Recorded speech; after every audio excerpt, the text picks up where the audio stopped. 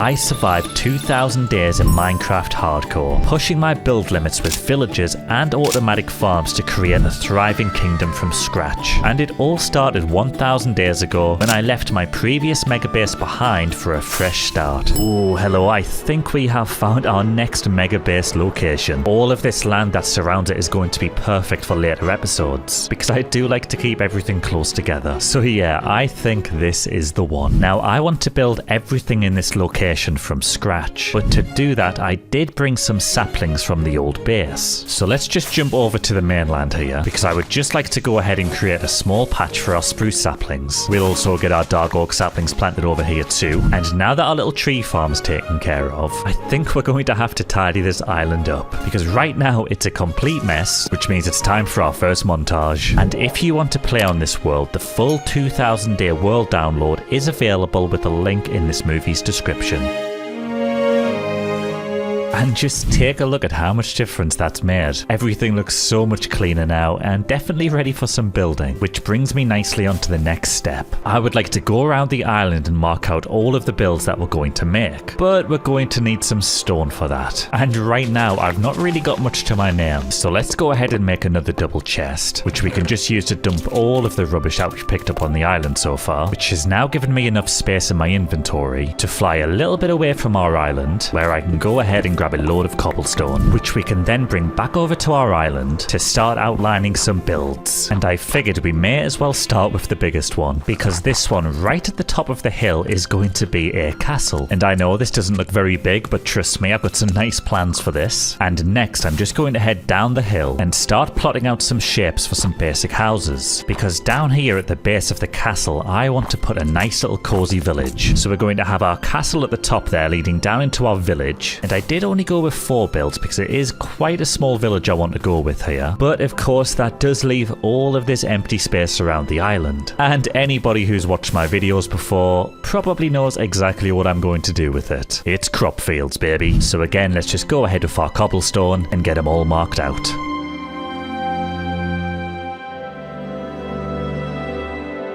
And okay, that is a solid bit of progress now. Now of course I'm aware it does look a little bit messy with it all being cobblestone, but of course we are going to fix that with time. But that is most of the outlines actually placed now for the whole island. Although I have left the back of the castle empty because I'm not entirely sure what I want to put around here yet. So we will just leave that alone for now and circle back in a little bit. And there's also this blank spot down here at the front. And again, I haven't really given this section too much thought, but I tell you what, just so it's not empty, how about we just create a small outline that we can use for something like a fishing shack, which means at some point we can also get like a nice dock area built in here. And with the final build laid out, the plan was all set to go. But of course that's the easy bit, and I still had to work on the builds. So let's not waste any time. I would like to get started off with our village first of all, but of course we're not going to build this entire village out of cobblestone, so we're definitely going to need some different blocks for a nice palette here. But I do want to go with a nice stone rustic theme, which means we're going to need a bunch of different stone variants. And what better place to find a bunch of stone variants than this absolute giga cave here. And when I say giga cave, I'm not joking. This thing genuinely may be one of the biggest caves I've ever seen in Minecraft. But I am certainly not complaining, because I'm sure this is going to have everything that I need, starting with some andesite, and of course gravel, which I also count as a stone variant because it kind of looks the same. We can also grab some deep slate and a load of tuff. And I'm also going to fly over to our tree farm, where we can grab some dark oak, some spruce, which gives us this really nice combination of blocks to work with. But let's just get this wood at the end stripped, and this is what we're looking at. We've got some nice foundations here on the left from stone to gravel, some cobblestone and tuff for a little bit of extra texture, and then for the roof and its trim we can go with deep slate, spruce and dark oak. But alright, I am happy with the palette, I am happy with our little house shape here, so I think it's time for me to stop yapping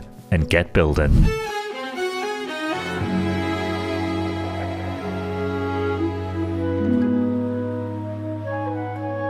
Now, I'll be honest, I was a little bit worried that we maybe went a bit too basic on the palette, but I think it's actually come out really nicely. I really do enjoy the transition from stone all the way into tough. I think that is super satisfying to look at. But anyway, we've got a super nice shape on this thing. We've got a nice little front bit here. I'm not entirely sure what you would call this section, but it looks nice. Then, of course, we've actually got the main house itself. And yes, I did texture around the back as well. But on the sides here, we've just got some nice details with the signs and the campfires. Oh, and in fact, come to think of it, I need to grab some more spruce fences because it looks like I forgot to fill these windows in. Alright, that's much better. But anyway, I did also add a nice tower on the side of it on this end. Although I will admit for now, we don't actually have anything on the inside for this tower because I do just think even if they don't have a purpose, they look so good on the outside of a build. But if we take a look inside, we can see there's currently no interior. So I'm going to start by digging up the floor. Then I'll just craft a load of spruce planks, gear them all placed down. Okay, nice. And I do think I want to split this house into 2 different sections. So let's maybe put some pillars in the corners here on these walls. And then let's just make a divider out of oak trapdoors. Alright, something like this should do the job. Then I'll just place a door in the middle. Make these pillars look a little bit prettier with some barrels. Then I think I'll just smooth out the top bit with a trapdoor and a sign. Alright, cool. That actually looks really nice. Then, of course, through here, I think we will just spam a load of double chests. And now, just like that, we have ourselves a pretty cozy storage room here. I know that's very snug, but this is quite a small house, so I think it's pretty solid. And now that only leaves us with this main room here. And for starters, I would really like some decorated pots, which means we're going to have to try and find some clay in these lakes. Oh, but hello, I can already see quite a lot. Now, I don't have a fortune shovel with me, so a fortune pickaxe is going to have to do the job for now. Alright, 4 and a bit stacks should do the job. So let's go ahead and craft ourselves a few furnaces, place them down over here, and then we can just go ahead and get them all smelted up. And I've got to say, it feels so bizarre that we're over 1,000 days into this world, yet we're still stacking furnaces up outside of a house like this. Not gonna lie though, I kinda love it. This is exactly why I wanted to move so far away and start over. It just kinda reminds me of the early game in Minecraft, which has always been my favourite. Anyway, that should just about do it for the bricks, and then it's basically just a case of spamming a few things around until it all looks good. We'll put some chests in the corner here, maybe a decorated pot there. We can also spam some hay bales, some workbenches, as well as some leaves, and blah blah blah. I think you get the point. But a little bit time later, this is what I've got. And honestly,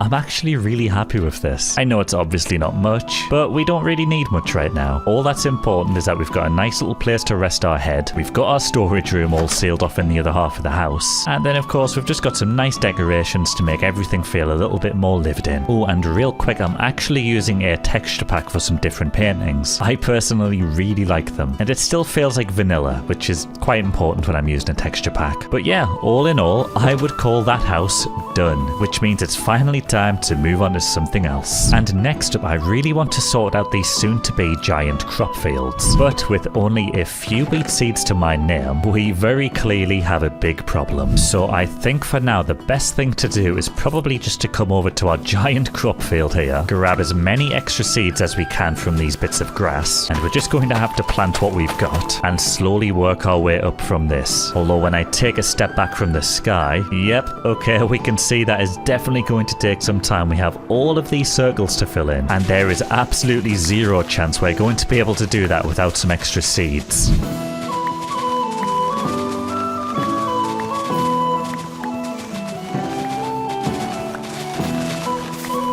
And okay, gotta admit, I am quite sick of punching grass right now, but we have almost 3 stacks of wheat seeds. So let's just fly back to our island, where we can go ahead and prepare some more farmland, and then just plant all of these new seeds that we picked up. Oh yes, and just look how much better that is already. This is going to be so much more efficient than our little square that we had to start with. So that is definitely good progress, but I think what I want to do now is just go ahead and prep all of our fields with farmland. Then at least when all of these crops start to grow, I don't have to mess around with any of this. I can just take them straight out the ground and get them planted again. But this is probably going to take quite a while, so let's kick it into a time lapse.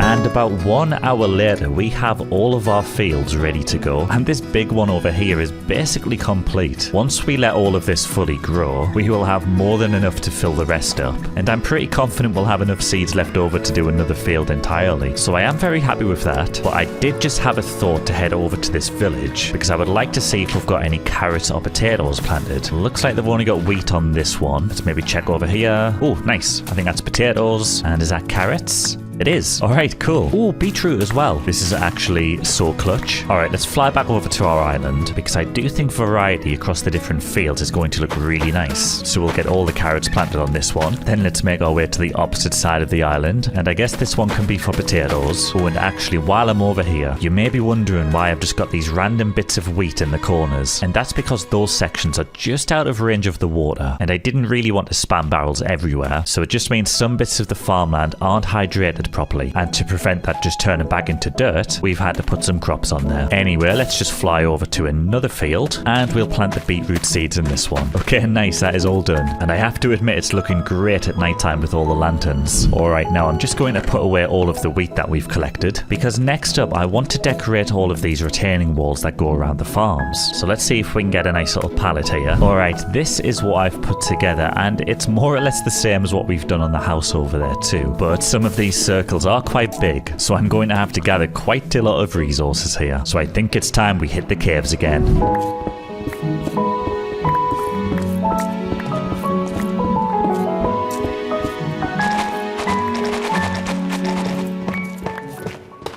And before we get started on building, I just want to double check this farm over here because it looks like it's pretty much fully grown. So let's go ahead and get all this harvested and see how many wheat seeds we're left with. Oh, and look at this. I'm only about halfway through the full harvest and I already have an inventory full of wheat seeds. Oh, that is so good. Let's just go ahead and get all of these replanted first. But I've got to say that was a lot more productive than I thought it was going to be. So I think I'll just make myself some more food because now it's finally time to grab some blocks out of our chest here, make some variants of each block with the stone cutter, and then basically all I'm going to do is break down the initial wall that we started with. Then we can take some of our new blocks to place down, and I want you to start making things a little bit taller. So of course we'll get some slabs in there, we'll include some walls as well, and then sooner or later we are going to be left with something that looks like this. And then I just have to go and repeat that around all of the crop fields, which means I think it's time for a montage.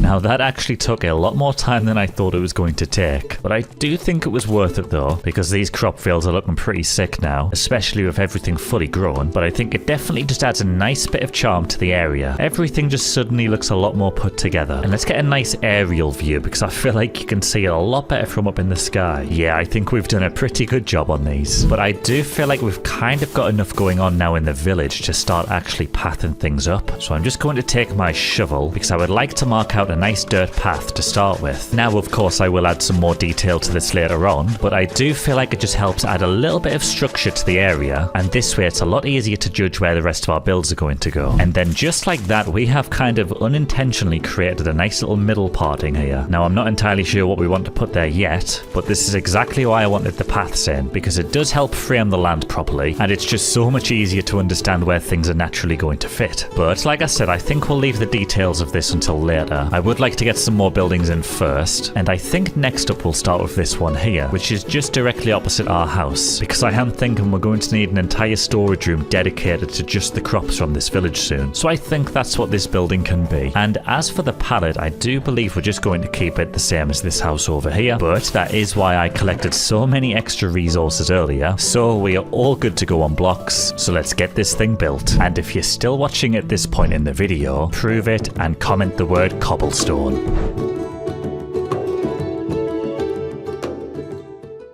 And there we go, the very latest member to our little village. I am liking this build so much right now. I'll be honest, I was a little bit worried that it was just going to look exactly the same as that one over there with all the same blocks. But I definitely think it's its own thing. It looks nice and unique, and I'm really happy with the shape. I do love the taller roof on this one, and we've got these nice little side sections coming off here as well, which is kind of what we just done over this way on the front, but it is slightly different on this one, which I like. But anyway, let's have a wander inside and I'll show you what it looks like. So coming through the front here, this is essentially what the whole thing was built for. A nice bit of storage. And since this is going to be storage for crops, I've tried to keep that in mind for the decoration, which is why I've just spammed hay bales everywhere. But of course, we've also got some decorated pots, because I love those guys. And we've also got this little section at the back of the house here, which doesn't really serve too much of a purpose other than looking nice. But I figured we would just jam some extra storage in there, so that once the chests are all full, it looks like everything's just kind of overflowing into the spare rooms. But I am super happy with that. Definitely serves its purpose. So I'm just going to harvest this big field one more time, and then I guess we can just use the chests in the middle for all of the wheat, and then the barrels on the side, they can be for all of the wheat seeds. Okay, nice. That is quite a cool system. And since I'm in the mood to organize some crops, I feel like our carrots and potatoes have grown in quite nicely over here. So let's go ahead and get all these harvested as well. That's one more field completely sorted now, and it looks like we just have this one little bald patch left on this field here. So let's grab some seeds from our new building, get them all planted, and we are all done. So all we are waiting for are these beetroot seeds to grow up properly, and then our fields will be full. I'm kind of proud of all my little crops, but it's finally time to move on. And since we seem to be making such good progress in this village now, I think I would like to keep the momentum going and just get started on one of the next builds. And I am thinking if this is going to be the new area that we live in for a long time, we're going to need a mine. So I think we can just use this building here for a mine entrance. And like I've already established, I think we're just going to keep all of the pallets the same in this village. So let's begin by just getting these blocks out of the way. Then we can just get them all replaced with stone and andesite. And with the walls in place, that is going to then leave us with something looking like this. Although I have left this big spot open here for some windows, then let's just climb up to the top here, where we can add in a nice deep slate roof. And alright, looking a little bit weird so far, but gotta trust the process here. Let's just make it look a lot less weird with a nice spruce trim. We'll also get this window section filled in with this cool little design here like this. Add some extra details around the side here, and we can see it is slowly starting to come together now. But I do want to come around the side here and build up the side of the house with granite. Place a campfire down, add a pot on top,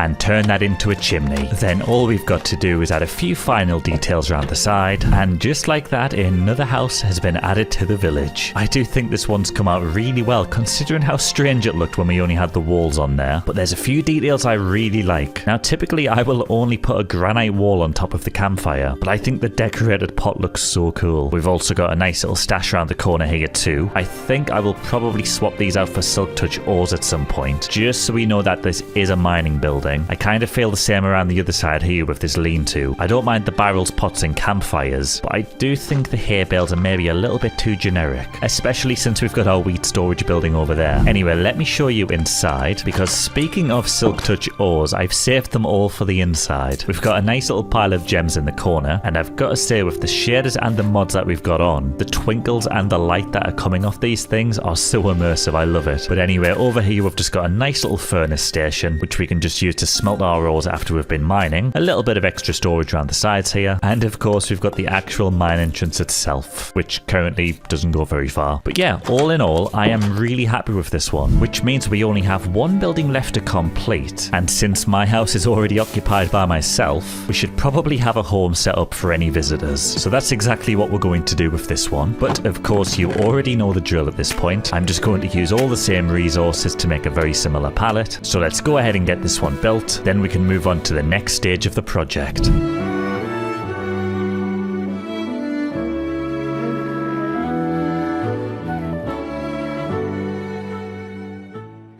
And just like that, house number 4 has entered the village. And you already know I'm happy with this one. It's kind of a little bit of a mix between our little wheat storage facility and our house. But either way, I do think it's come out really nicely. Definitely suits the theme of the village that we've got going on. And yes, before you start accusing me of anything, I did in fact decorate the back. We've also got another nice lean-to around the side here, which I've just filled with generic items since this is kind of just a generic villager house. Went with a nice little tower and a chimney at the back there too. too. And I'm actually a really big fan of the doorway on this one. But anyway, if we take a look inside, we essentially walk straight into the bedroom here. So as you can see, a nice little bed with some bedside tables. We got some very fancy Minecraft art on the wall. And to the side, we've just got this little archway here, which leads into a nice little space that I've just chucked some random blocks in. And if we turn around on this side, we have another wall divider like we did in my house. And through here again, we just have some blocks, a little bit of art, and some extra storage as well. But yeah, I'm actually quite a big fan of this interior. I think we've done really nicely for the limited space that we had, which means that we've completed the 4 structures in our little village section here. But I actually think I'm going to bring my attention down to this section of the island, because I actually completely forgot we also have a fishing shack to build. But I do think this should be a nice and easy task. So let's at least get the area prepared first, because we do need to make way for a pathway to come this direction now. So just like before, I'm just making a nice little outline, and I'm not too sure which side of the shack is going to be the front, so I guess we can just wrap a path around both sides here like this. And okay, looks like the pathway is in place. Now the whole time we've been building this village, I keep saying I want to keep everything kind of a similar palette to suit a theme, but I do think a fishing shack should be a little bit different because it is, well, a shack. So I want to see if we can get a nice palette put together, and I was thinking of using oak wood, but it doesn't actually look like we've got any left, so I guess we're going to have to fly around a little bit to find some. And hello, what is that absolute giga tree over there? That has got to be one of the largest natural oak trees I think I've ever seen. In fact, this thing is so magnificent, I actually do not want to chop it down. Alright tree, you live to see another day. Oh, but hello, I think I see an oak forest over there, so let's just fly on over. Oh, okay, yeah, these are perfect, nice and tall. Let's just yoink a bunch of these real quick.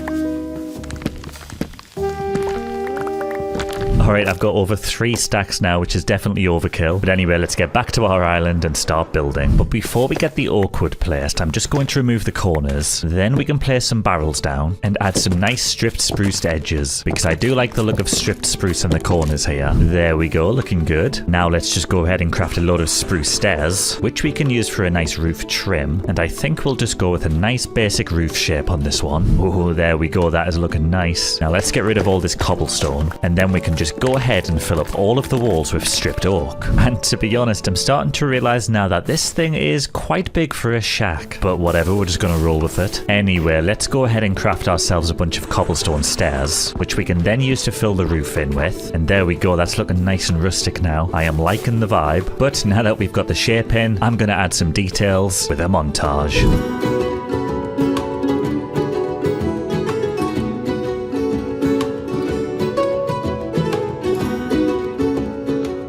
And this one has actually come out really nicely. Now, I did kind of mention earlier that it was maybe a little bit too big, but to be honest, I think we've actually pulled it off somehow. This little extension thing at the front here definitely helped the most, I think. And of course, I've just gone for a little classic lean-to again to balance everything out. But I really do like this. We got some nice different stone textures in the roof. Of course, I've added a chimney up there as well. We've added some nice little details around this side as well, just so it's not flat. Then around the front here, we've got this nice little dock area, which I think is super cute, and it leads out into the water really nicely. I did add some trapdoors here, which kind of look a little bit bumpy, but I think it's nice. Just adds a little bit of texture. And of course, I have decorated the inside as well. So on this side here, we've just got a nice little bit of storage. Maybe we can put all the captured fish in here. We got some ornaments on the top there too. We've got a nice bed in the middle there, and I do like this combo with the composter and the leaves on top. Makes like a nice potted plant look. But then on this side here, we've just got some typical junk, just to kind of fill the space out a little bit. Some nice paintings, and maybe I've over detailed the ceiling a little bit, but I kind of like it. It just adds to that rustic fishing shack vibe. So yeah, all in all, really happy with how this one's turned out, and I would say that is fishing shack all complete, which means we can bring our attention back up to the center here, because I would now like to decorate these paths. I feel like they've definitely looked a little bit too boring for a little bit too long, but I think I would really like to decorate the edges here with some moss and some rooted dirt, which means I'm going to have to find a lush cave.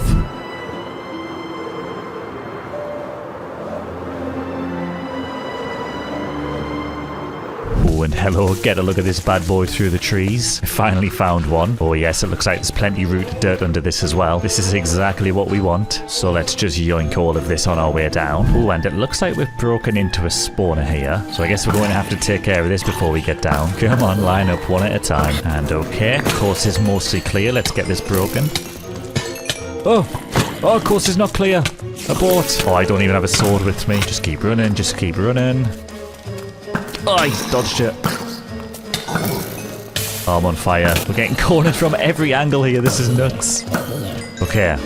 I think we are safe. For now, at least. Let's have a look. Did we get anything good in the chests, at least? Nothing that I don't already have. What about number 2? Yep, load of rubbish. Alright, well, near-death experience aside, let's keep digging down into this lush cave.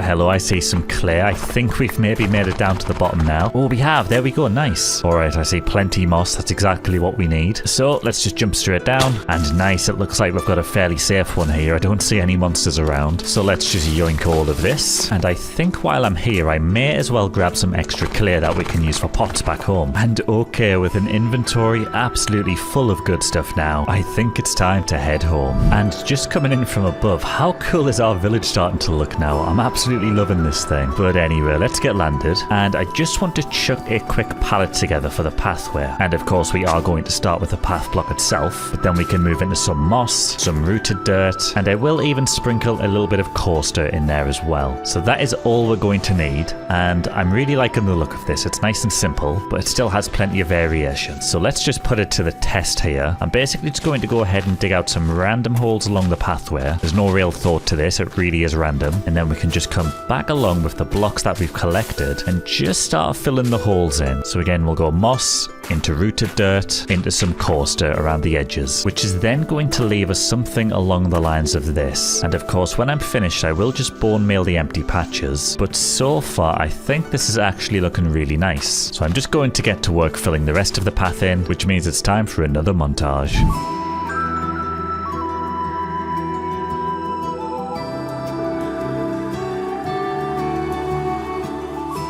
Alright, and I think that is the paths all complete now. I think the blocks that we decided to go with have come out really nicely, so I'm glad we made that trip to the Lush Cave. And I did also go around adding some grass to the edges, which I think has really helped. I also spammed some bushes and hay bales around as well, since we just have so much spare wheat. But I've got it sorted all the way down to the fishing shack, and all in all, I think I am pretty satisfied with this now. It's definitely a lot more immersive than it was, and honestly, I think the coaster is actually doing a lot of the heavy lifting here. I've kind of just sprinkled it into the corners of the builds as well, but that basically just leaves us with this middle section now. And I have had a little bit of a think of what I want to put on here, and I will say anybody who's watched my videos in the past probably knows what I'm already going to say. That's right, we're building another pond, but I can't help myself because they just look so good. So let's just go around and get a nice space cleared out for this pond. Not really putting too much thought into this one. I'm going to keep it nice and random. I find that's usually the best when trying to deal with things that look like they're part of nature. You don't want too much symmetry or anything like that. And I think this is probably going to be a decent enough shape, but I will make it one more block deep. That way we've just got a little bit of depth to it. And then finally, I'm also just going to remove this ground level here. And that's so I can take a quick trip across here to this lake, where I can grab a load of sand and get that placed down at the bottom of our soon-to-be pond. Okay, looking good.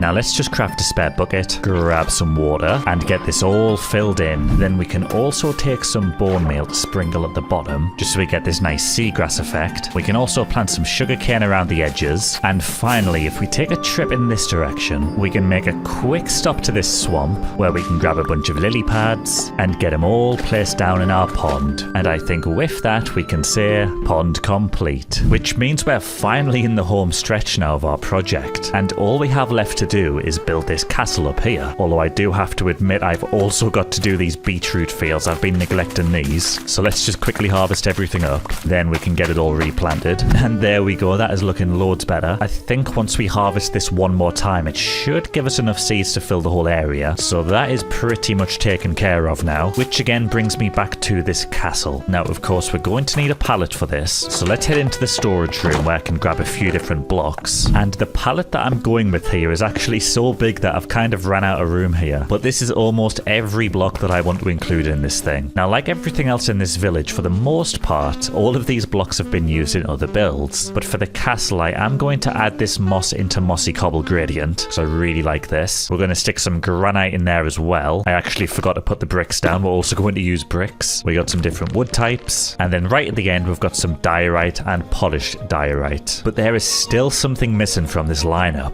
And for that, we're going to have to take a quick trip because I need to take a visit to this pale oak biome where we can just grab a load of this. I'll also take some saplings as well. And then we can just place that on the end of the pallet there to complete it. That is quite a lot of different blocks. But not to worry because I do have quite a lot spare. Although I did have to top up on a few blocks like diorite, granite and moss. But with everything all collected, let's build this castle.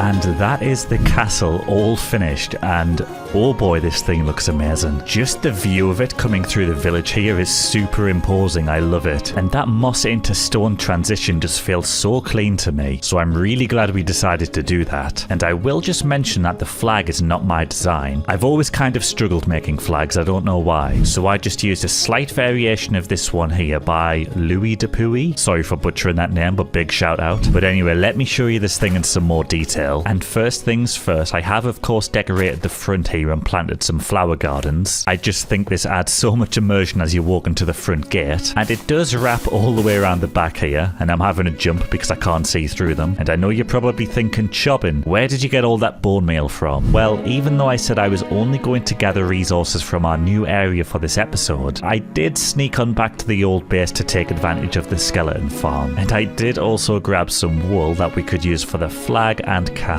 I know, very naughty, but it would have taken so long without it. So you're just going to have to get over it. Anyway, if we take a look inside of the castle here, we are first led into this small courtyard area, which is very, very small. I really didn't have many options here. So as usual, I've kind of just filled it with junk. And come to think of it, it's actually very dark in here. So let's get some lanterns down. But yeah, all of the clutter reaches around the sides here as well. And I figured it could just look like we're using it for storage. But anyway, at the front here, we have another archway leading into the keep, and inside this bad boy is the throne room. And for the throne itself, this was something I was really struggling with, so I used this design here by Spionat. So again, big shout out to him as well. But I did come up with this floor design here made out of tough variants, and I'm actually a big fan of this. It looks so posh. And to the sides here, we've just got some paintings. I don't know why, but I just figured paintings kind of give me a castle vibe, especially the big ones. And I really love this type of pillar design here. We've got a nice variation of signs, trapdoors, shelves and stairs. It just adds so much character, so yeah, big fan. Anyway, we have staircases either side of the throne here, so let's take a look upstairs. And this leads us to the middle section. And originally I did have this laid out as a sleeping quarters, but decided to change it at the last minute, mainly because I feel like just spamming a bunch of items down is usually easier. But yeah, I figured this could just be the stash for the castle, which I know would probably make more sense to put underground, but this is good enough. And we got some nice struts in the ceiling here too, which I think has come out really nicely. And of course we've got a spiral staircase in the middle, so let's go up this. And this leads us up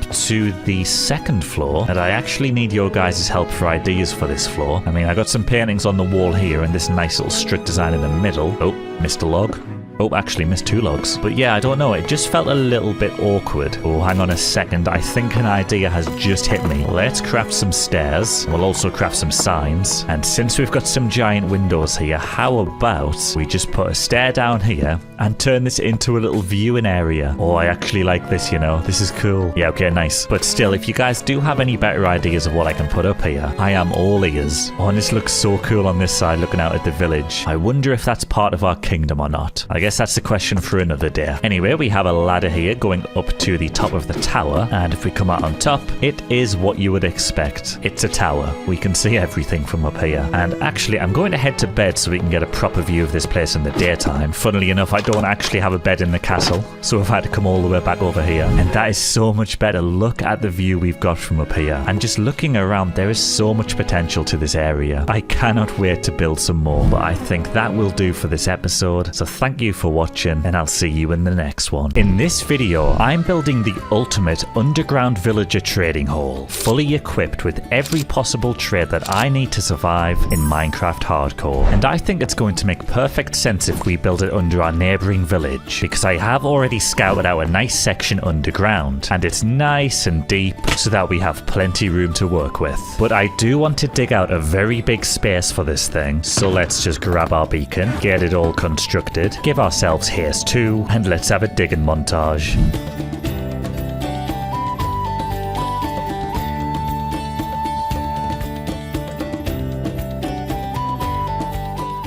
And as usual, I think I may have bitten off more than I can chew here. But at least we have loads of space to do whatever we want. And as you've already seen in the intro to this video, I'm going to turn this into one giant library. But if we are going to build a giant library, we're going to need a lot of bookshelves. And that means we're going to have to make some preparations, because we can't get books without leather. So you guessed it, we're going to have to build a cow farm. So let's go ahead and grab a load of spruce wood from our chests, which we can use to craft a load of fences. Then we can just place all of these down to make a giant cow pen. Would you look at that, we've already got one inside. But sorry sheep, you'll have to go. And since this is soon going to be overflowing with cows, I think it will be a bad idea if we put a fence gate on this thing, because eventually once we go to feed them and open a gate, they're all going to go flooding out. So we're just going to go for the classic carpet trick. But anyway, let's hop back over to our island, because if we're to breed cows, then we're going to need a lot of wheat. Alright, wheat acquired, let's find some cows. Oh, hello ladies, may I interest you in being part of a battery farm? Alright, this way if you wouldn't mind. Alright, and single file over the stairs please, come on. There we go. And just like that, we officially have a cow farm. And I'm sure this is going to get out of hand pretty quickly. Oh, these poor cows. But that is not everything that we're going to need to make books. We're also going to need to plant a load of sugarcane for paper. So I'm just going to go around the edge of the island here and get this all filled in. But alright, let's get started on the trading hall. And I think the first thing I would like to start with here is the floor. For some reason I always leave the floor until last in these types of builds, so it would be nice to get it started early. So let's just fly back up to the top here, and we can start putting a little palette together for what we want the floor to be. And so far I've picked up some deep slate and tough, but for what I've got in mind, we're actually going to have to take a quick trip into the nether, because I would actually like to silk touch some of this nether gold. I'm also going to take a quick stop into the Crimson Forest here, because I would also like some of these shroom lights. And finally, we'll just take a fly on over to our farming district, where we can grab some red wool. And alright, that should be everything, but I do want to get some nice variations of the tough blocks here. And let's just make a nice little template of what we can do for the floor in the middle here. So I do want to start off with a shroom light in the middle, then we'll craft some red carpet. Oh, hang on a second, this is brown carpet. Bruh, I hate being colorblind. Oh, I'll be back in 1 second. Alright, I've actually picked the right one up this time, so let's make some carpet, because I would like to place that on top of the shroom light here, and then I'm also just going to place 2 blocks to the left and right, which we can also cover with carpet, so it's not too important what these blocks actually are. Then we'll get some of that lovely nether gold in, and for the tough blocks, I would actually like them to alternate, so we can have chiseled tough bricks there, and just some normal chiseled on both sides of that. And then obviously as the floor continues, we would just alternate some more. And then I think from the tough to the edge of the wall, we can just have a bunch of deep slate in. So, okay, that is the template we're looking at. And I know it's maybe a little bit hard to visualize right now, but once we have this thing filling the whole room, it's going to look a lot better. But of course, to do that, we're going to need quite a lot of resources. So let's kick it into a mining montage.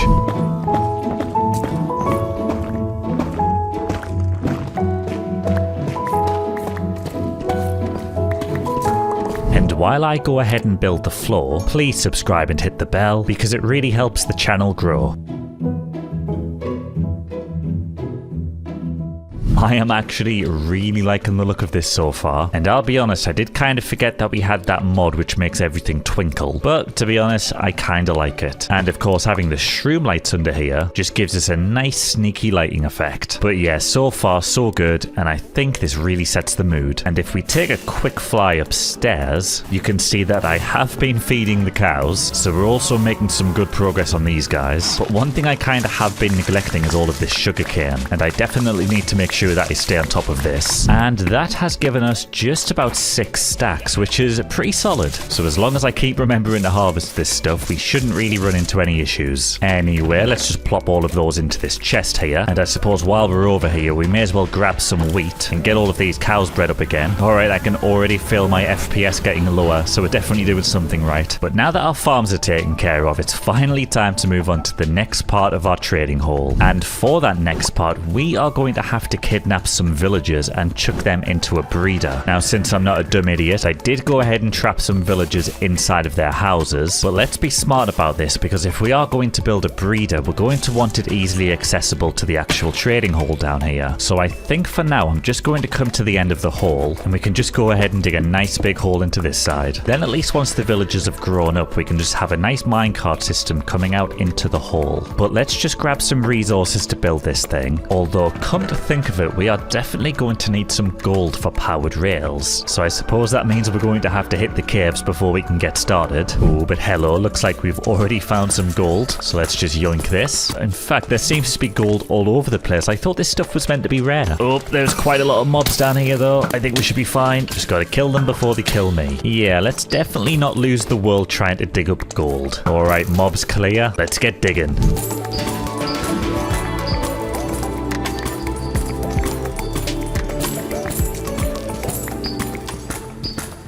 And okay, I definitely did not expect to get over a full stack of gold there. I think I only need about 5 powered rails, but I suppose when it comes to ores in Minecraft, you can never really have too many. So let's just get this all stacked up. Then we can use our Fortune 3 pickaxe on it. And it looks like we've got just over 2 stacks there. And I've got to be honest, I was kind of expecting a little bit more. But like I said, that is more than enough anyway, so let's just make some powered rails. Oh, we need to smelt it all. I forgot about that. Well, that's alright. That's why we made a little smelting station over here. So let's just chuck all of that in, get him crafted into powered rails. And with that, we have everything we need to build this villager breeder now. So let's just pop back down to the villager hall and let's get this thing built.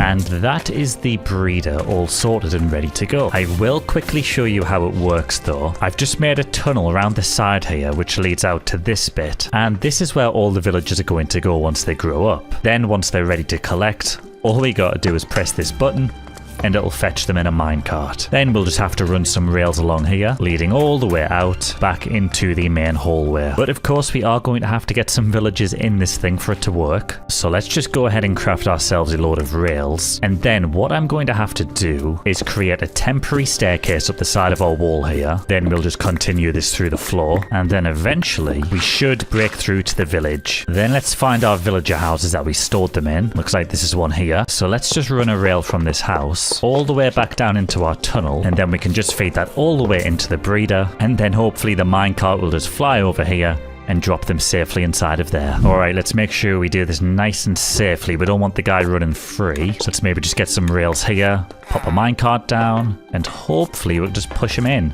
Oh, he's in. Nice. Alright, off you go to your new home, sir. Now let's just very carefully destroy that minecart. Okay, nice. We know it definitely works now, so let's craft another minecart. Then we can just run these rails to the second house. And go on, do you want to just hop in there? Nice, he's in. And off he goes. Alright, see you in a second, my friend. Idiots don't know what they're in for. Alright, let's see. Did he make it safely? He did. Let's just break that. So yeah, I think that is good for now. What I will do though is fly over to our island here, where we can just go ahead and grab a load of carrots. And then if we just chuck them all inside of here, we should hopefully pick them up and start trading quicker. Oh, there they go. Their inventory's getting filled up. This could be the magic moment. Are we going to get a little baby? Oh, nice. We got a mini one. Alright, sweet, that worked. Now eventually that little one there is going to run through that hole. Oh, it happened. And then once he grows up, he should appear in this chamber, which we can then use to suck him out with the minecart. Okay, nice, that all works. And it definitely doesn't violate any human rights. But while we wait for all of those villagers to get ready, we should probably decide on a good layout of where they're going to be inside of the actual hall itself. So let's just take a quick trip over to our tree farm, where we can grab a load of spruce wood. I'm also going to quickly grab our woodcutter from the house, which we can use to craft a load of barrels, which we can use to make a nice little outline for where the villagers are going to live. So a nice little simple layout like this will give us enough space to fit 5 villages in between them. And if we just repeat this a few more times, we end up with something looking like this. So if you can imagine 5 villages between each section here, we are going to have a lot of traders. Although we do have this smaller 3-block section between each part, so I think we're going to have to add some struts in here. And although I am tempted to just build this entire thing out of spruce, I think we're going to benefit from some dark oak. And with that in mind, I'm actually going to plant a few more trees so we don't run out of wood anytime soon. And there we go, that should do. So let's head back over to our trading hall. Oh, actually, in fact, let's take a quick pit stop at the cow farm, which is definitely starting to make some good progress. Oh my word. I think I'm definitely going to have to harvest some more wheat again soon, but let's just get all of these guys bred up for now anyway. Oh, this feels very unethical. I feel like we are committing so many crimes this episode, but it's got to be done. Anyway, now that we've got our dark oak, let's start on some pillars. This should be nice and easy though. I'm just going to fill up the gaps between the barrels here. We'll get these all stripped as well, and I'm not going to go any higher than this because I would like to add a second floor to our library once it's finally built. And in fact, why don't we just get rid of these two here, which we can put some barrels in, and maybe we can just add some trapdoors on the middle section here like this. But okay, that is pretty nice. So let's just go ahead and get the rest of these sections filled in.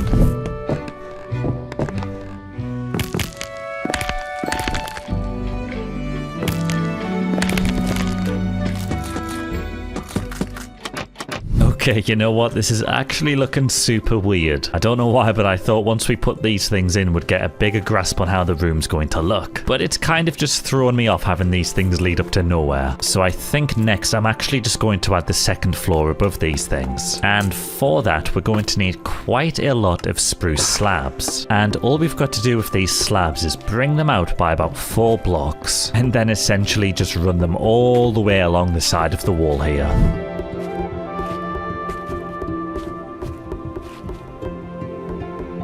Alright, that is one side complete. And I know it's looking a little bit strange now, but you've got to just trust the process, okay? I mean, to start with, the second floor isn't even connected to the struts properly, so let's deal with that. I think a very easy solution, though, would just be to craft a bunch of stairs. We'll get some slabs as well, some extra trapdoors, and let's also strip a load of spruce logs that we can dig straight back up and turn into spruce shelves. Then what we can do is break the blocks surrounding the struts, and let's just run some spruce stairs around the edges here. Oh, actually, you know what? That looks a little bit silly. Let's get rid of that. And I think instead we'll just bring it out 1 extra block this time. That at least gives us some room to do something a bit more interesting. So we can maybe put some stairs here, get some trapdoors on the top, and let's stick some shelves on the side. Oh, okay, I'm liking that. Let's also grab some signs, which we can just use to fill up the empty spaces here on the side. And okay, that is actually looking quite a lot better. So let's just go ahead and get that repeated on all of the different struts. But you know what that means? It's time for another time lapse. And if you're still watching at this point, prove it and comment the word banana.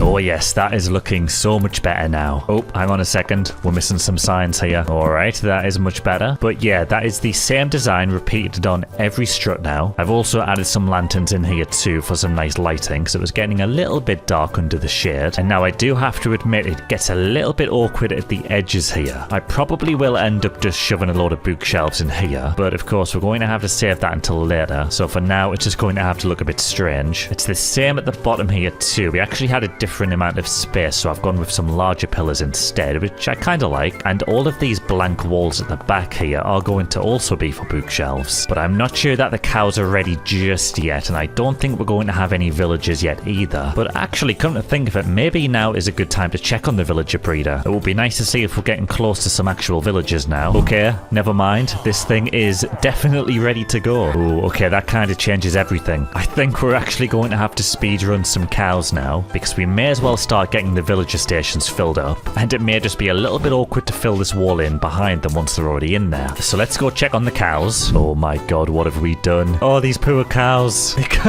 Oh my god, they can barely move. Okay, you know what? Maybe this is ready to harvest. You know what though? I think we can actually fit some more in this pen. Let's take a quick visit to one of our wheat farms here, because I've got a feeling we're going to need a lot of wheat to feed these guys now. Okay, we've got about 8 stacks now, which should definitely be enough, but I am just going to take a quick stop in our wheat storage building, because I wanted to show you this real quick. I've added a nice little hopper system where we can just deposit our wheat seeds, and it's automatically just going to make us bone meal. I don't know why, I just think that's really cool. You can tell I'm not a redstoner. Anyway, let's head back over to our cow pen, and let's get all of these guys fed up one more time. Alright, now we just gotta wait for those guys to grow up, then we can do the unthinkable. So I think I'll just go AFK in this village overnight to give them enough time. And there we go, I think that should do it. Oh, yep, I can feel my frames getting lower already. Oh, this is a lot of cows. Alright, it's finally time to do this.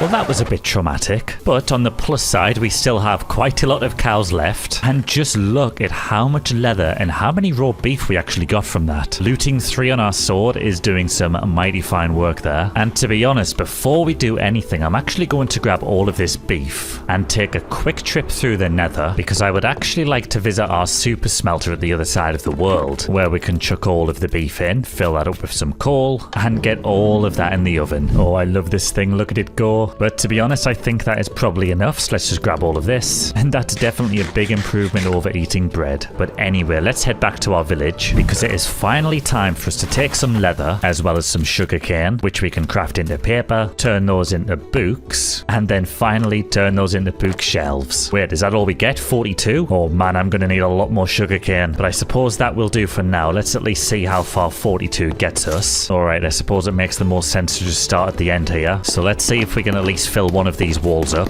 And oh boy, we only have 6 bookshelves left after that, but at least we got one full section built. Like I said though, I am definitely going to need a lot more sugarcane, so let's at least try and stay on top of harvesting all of this. And we can just get them all chucked in there. But now the farms are taken care of, let's head back down here, because I would like to get some villagers moved in here. So I did craft a bunch of minecarts, which we can chuck in here. Let's also make a load of rails, which we can use to run the track all the way to the end of the hallway. And we are going to have to break some carpet here. But alright, track complete. So now all we gotta do is go back to the breeder, click this button, and it should scoop one up. Nice, it worked. I probably should have put some powered rails on this, but I guess we can always just push them. And I also think I'm just going to keep them in the minecart as well. That way we can just have a bunch of villagers lined up without having to break the carts. Now, if you've watched this series for a while, you'll know I already have a trading village for enchantments. So I'm going to focus on different traders for our main hall. And I did find this handy diagram online which shows me all of the different trade types. So I'm just going to grab some stone from our chest here, because I would like to craft some stone cutters. That way we can turn this guy into a stonemason. But since I've crafted all of these stone cutters, we may as well get the rest of these guys in place. Our villager breeder is full after all.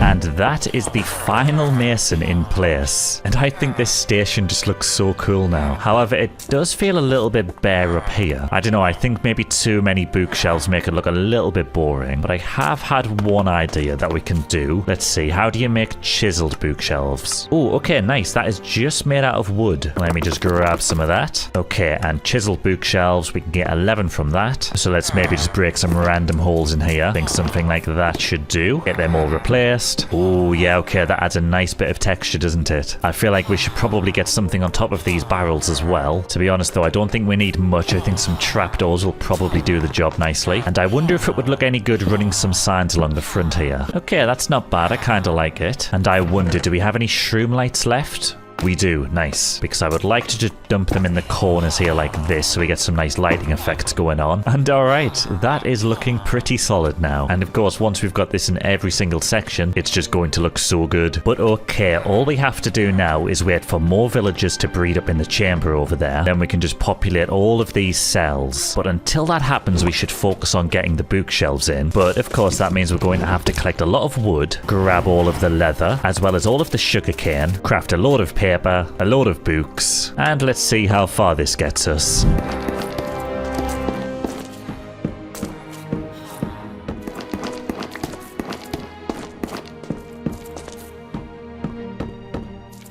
And okay, those bookshelves actually stretched a lot further than I thought they were going to. We got this whole left side complete, and we've got over half of the right side complete as well. But I have completely ran out of leather and sugarcane now. So what I'll do is just harvest the sugarcane again real quick, feed all the cows again, stock back up on some leather, craft the rest of the bookshelves, and get these final 2 sections all finished up. And that should just about do it. Okay, nice. We have all of the bookshelves sorted now. Well, at least for the bottom floor. We still need to do the top floor. Now, I do already have a rough idea of what I want the upstairs to look like. I basically want to extend these pillars up while making them a little bit bigger. So let's just get started and see what we can do. And the good thing about building on the second floor is I don't actually plan to have any villagers up here. So we do have a lot more room to make these pillars larger. So I'm just going to go ahead and build them all the way up to the ceiling. I'll also get it all stripped. And there we go. Oh, I like that. That is pretty cool. And if you're wondering why I've left a gap at the back here against the wall, that's because we're just going to continue the bookshelves up here from the bottom level. But of course, we'll need to get some more leather and sugarcane for that, so we'll wait until later. But I do like how that's looking so far. So let's just get it built up on the opposite side of the platform. Okay, now that I can see 2 of them together, I think we've definitely made the right choice here. So before we get them all connected up, I think I'll just repeat these pillars all the way across the room, which means I'm going to need a quick pit stop at our tree farm so I can grab a load of darkwood. Alright, that should definitely do. And I hope you like time lapses,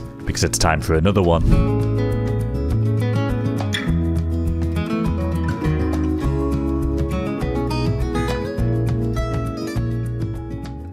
Alright, this is definitely the best change we've made so far. Look at this place now, it's so cool. This has just completely changed the scale of it. Even though it was all dug out, I can't explain it. But now it's time for the fun part. We're going to have to design a cool archway to connect these things. And of course, I've come prepared with a load of spruce wood. So let's just make a load of different variations here. Alrighty, blocks acquired. Let's get started over this side here. We're definitely going to need a point to start the archways from. So let's just mark that in with some trapdoors here. This will also create just a nice little bit of depth, and to be fair, we can probably just spam some signs underneath that bit as well. Then let's grab some stairs, because we're going to have to start to build outwards now. And you know what, just so I can make sure that I'm actually on track, I'm going to do the same on this side as well. Then at least that way I can start building some slabs across, and we'll know when we're getting closer to the center point. So let's just keep building up and along, and we are getting quite close to the center point here. So let's just add a slab on top of that. Then we can connect some stairs, and finally we can just finish off with a trapdoor there. Maybe put some here too to round it out a little bit. It'll of course look better once we've got all these sections filled in as well. But for the main archway itself, I would say I am happy with that. So let's just go ahead and get the whole thing filled in. Okay, that's looking better now that it's all filled in. I think I would also like an archway between the ones on the side as well. And I suppose it makes sense to just start in the same position as this one. So let's just bring some slabs across again. We'll do the same on this side, and we'll just connect the middle with the trapdoors. Alright, looking good. Now all we need to do is design something for the top part, and I guess we can just start by placing a torch here and then just filling this gap with spruce planks, which will give us something like this, which we can just get repeated on the opposite side. And then let's just make this a little bit more interesting by adding struts. Then we can get all these gaps filled in, add some more smaller archways, which is going to leave us something looking like this. And I think that looks really cool. Now obviously you have to use use your imagination a little bit because we have to get all of these archways in on here and get it all repeated, but I think that is a very solid shape to work with. And it even leaves us with some space in the middle where the stone is, and I have got something very cool planned for that. But before we finish the roof off, we should probably get some more villagers in this place. I'm a little bit worried that our villager breeder is going to be getting seriously backed up, and we've committed enough atrocities this episode, we don't need more. So let's go ahead and get a guy out of this, send him on his way, and I think I'm going to turn this section of villagers into fishermen, purely so we can trade for campfires. I hate crafting those things. But alright, that is one fisherman with a job. You'll love to see it. Now let's just get this rail moved, send some more villagers on the way, give them all some jobs, then we can just finish off with some nice decoration again, and that is another selection of traders, all complete. And I've actually just had a nice little idea on what we can do to fill up the space a little bit on these walls. And for that, we're going to have to head upstairs back to the cow pen, because I would like to grab some extra leather. Then let's craft some sticks and turn all of those into item frames. And then above each villager's head, we can actually display the items which they're going to be selling. Although to be fair, at the minute, I can't actually buy anything off them because we have no emeralds. So I think for the next section of villages, we're going to have some currency traders. And what I mean by currency traders are villagers who give good deals on emeralds for items we have in abundance, like sticks for example, or iron ingots that we can get from an iron farm. So let's get some more villagers sent into the hall, and I am going to go ahead and chuck some stone into the furnaces here, so that way we can craft ourselves some blast furnaces, which we can use as a workstation to turn these guys here into armorers. Let's just refill our villager station here with minecarts, get some more sent out, and get this section all filled up.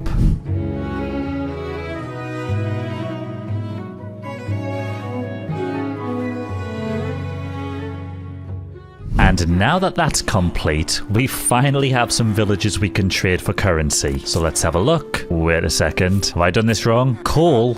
That's too much. Hang on, I do have a mod that allows us to cycle trades here. Oh, I've made an error. We must not unlock the iron ingot trades until later. Alright, well that's a bit of a whoopsie. I guess we're just going to have to fill the opposite section with stick traders. Oh, back in a minute. Alright, stick traders fully in place. And I know this definitely works because I've already checked. So we can just go straight from sticks into emeralds. Okay, nice. I've got 18. But he did gobble through the sticks very quickly there. So let's just go grab some more wood out of the boxes. Get them all converted. Do some more trades, and that leaves us with a total of 51 emeralds. So now we can start talking to other traders, and I'll be honest, I actually completely forgot these guys sold bricks. This is going to be so handy. But now that we finally have some trades on the go, we can start populating these item frames, which again is probably going to take some time. We're not going to be able to do it all in one go, but this is quite a nice bit of progress. And then I think what we can do is any spare items we have left over from trades, we can just store in the barrels next to them. So we'll put all of the bricks over here, chuck the spare sticks away, and nice, this is starting to come together. I really like it. Of course, we still have a long way to go, but I think it's probably about time we bring our attention back to the ceiling. And I feel like I've been yapping for quite a long time now, so let's complete all this in a time lapse.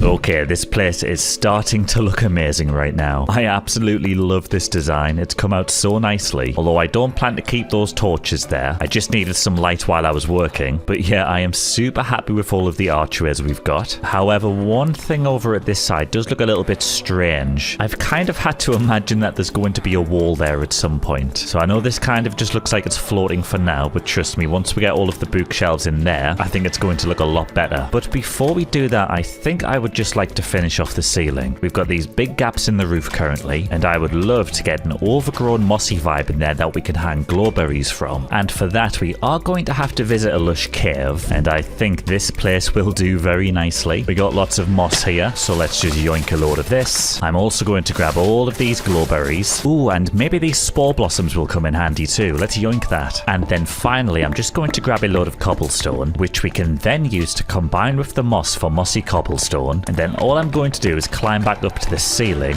where I can fill all the gaps in with mossy cobblestone and add some glowberries hanging from the ceiling. And let's just snip the ends so they don't grow too large. That is really cool. Of course, it's definitely going to look better once we fill every single section in, but I think that's a pretty good start. So let's get it done.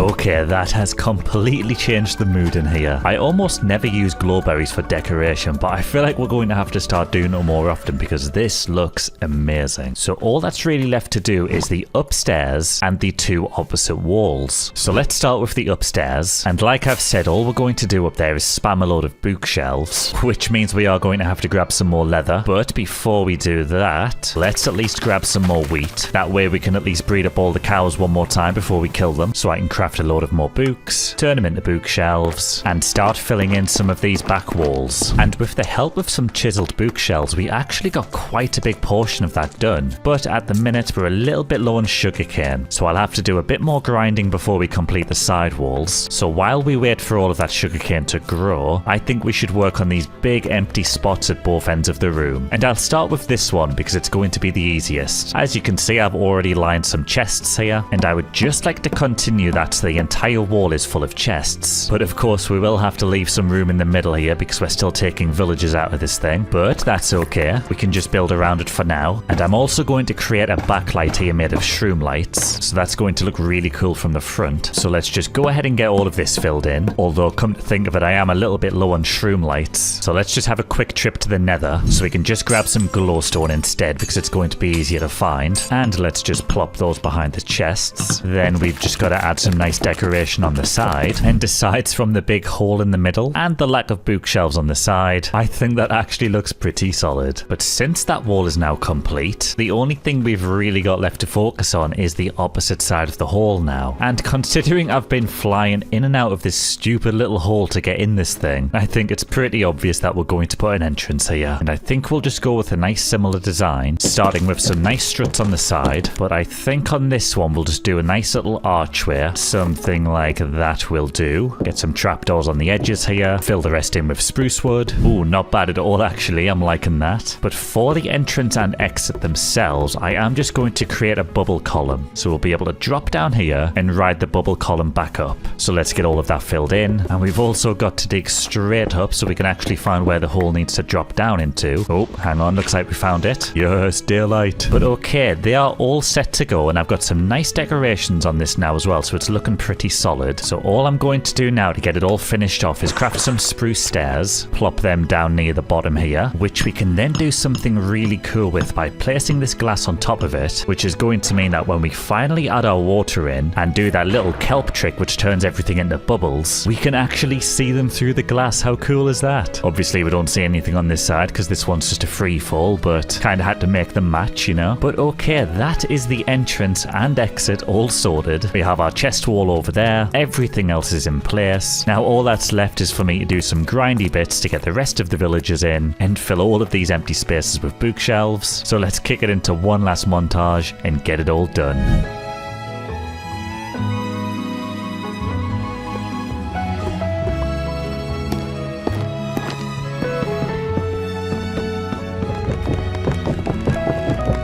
And just like that, our trading hall is finally complete. The upstairs has definitely come together super nicely, although I'll be honest, it is form over function. There's nothing really to do up there other than look nice. We got the bookshelves on the end there too, and of course we have all of the villagers in now. I still need to update a few item frames, but for the most part, it's fine with me. And as for a proper entrance, we're going to save this for the next episode when I transform this entire village. Unless I change my mind. Oh, hang on a second.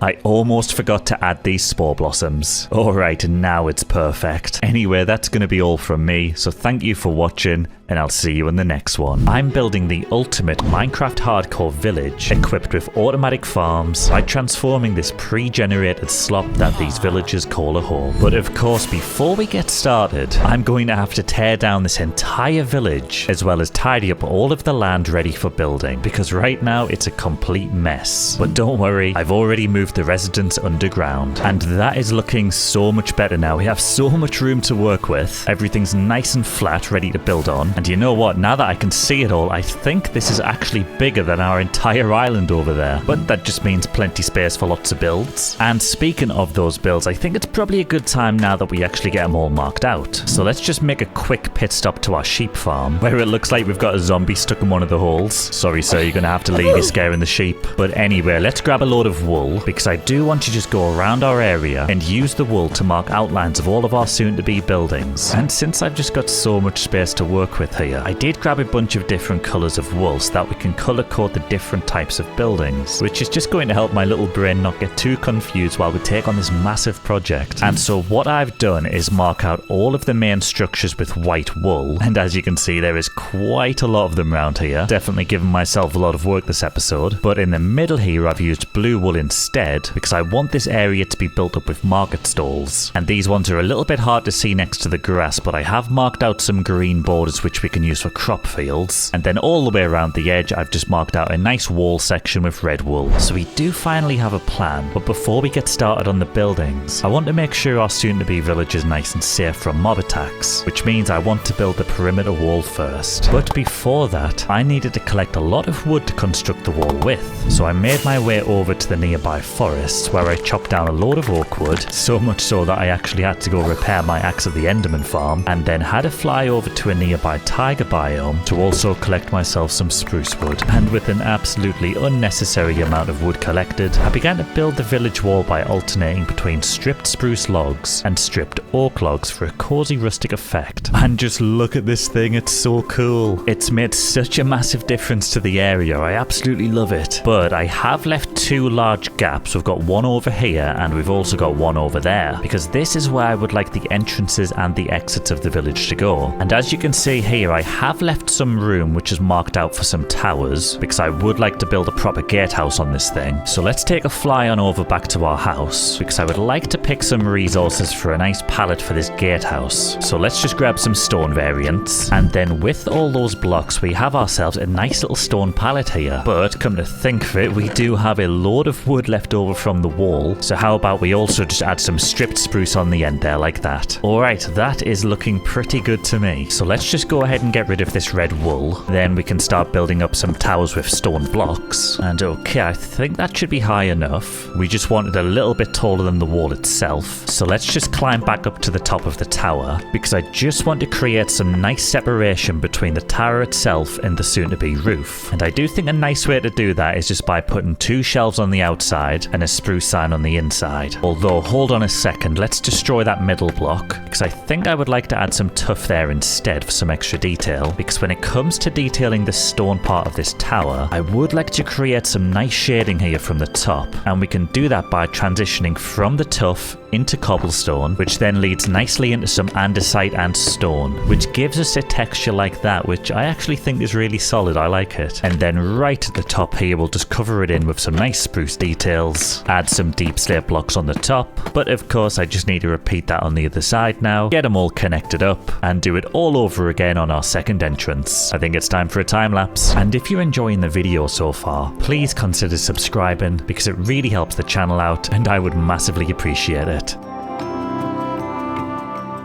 Oh yes, I think that is exactly what the wall needed. We've of course got our other one over there as well, which looks amazing. And an important detail that I haven't mentioned so far is that I am trying to make this match with our castle properly, because since this is all part of the same kingdom, I just think it's a good idea if we have some consistency. Now, a very important part of this village is going to be the path that runs through it. And for those paths, I want a nice combination of dirt and mud. But I don't actually have any mud, so we're going to need a mud farm. So I think our first building here can be exactly that. So I've taken a trip over to this mangrove forest, so I can just grab myself a few stacks of mud, and then with that mud we can chuck together a nice little palette for this building, which I think I would just like to be mud into granite, into bricks, into deep slate. Alright, time to get building.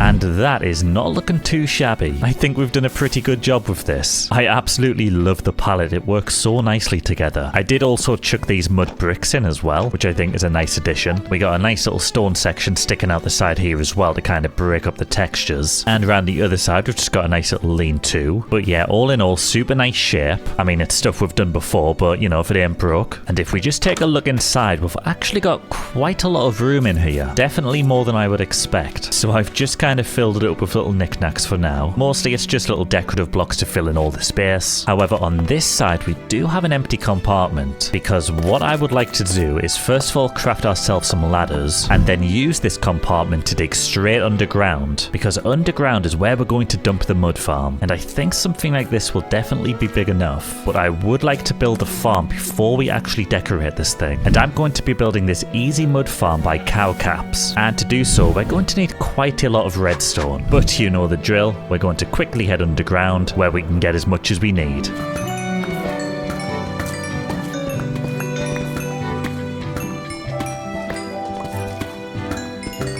And with everything finally crafted, let's build this mud farm.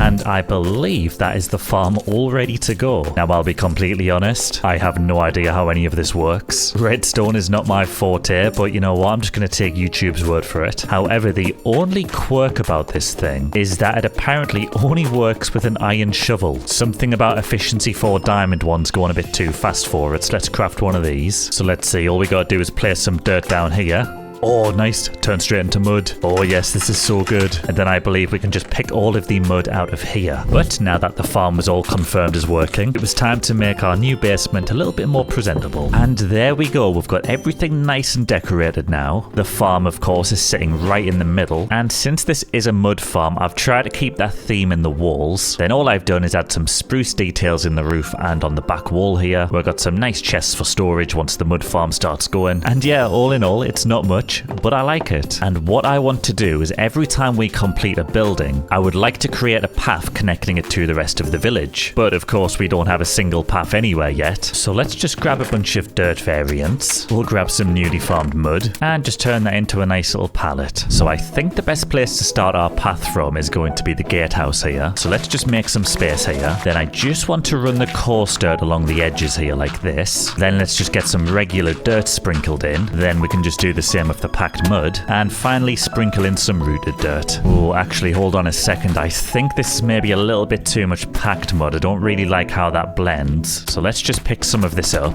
And how about we just try some granite instead? Alright, that's a little bit better, but to be honest, I still think it's too much. So I think instead of relying so much on the mud and the granite, I'm just going to commit to more coarse dirt and regular dirt. Okay, yeah, I think that is looking a lot better now. So it's basically just a dirt path with the occasional splash of mud and granite. So let's just get this connected up to the mud farmhouse now. Then I can just add some spruce slabs for steps. And finally, I think we'll just dot some short grass around the edges here like this. Oh yes, I'm a big fan of that. It's missing some firefly bushes, but I don't have any just yet, so that'll have to wait. But I am super excited to see what the rest of the village is going to look like with that aesthetic now. And next up, before we build anything else in the village, I would actually like to bring our attention to these green circles here, because this is where we're going to have some rather large crop farms. So first things first, let's just grab some stone that we can use for the retaining walls, because I would like to do a similar thing to this wall here that we've got in our main village, because I think this is just a super nice way to contain the crops. So let's just start removing these green blocks, and then all we've got to do is spam a load of stone and just add enough randomness in there to make it all look nice. This always takes ages though, so let's jump to a time lapse.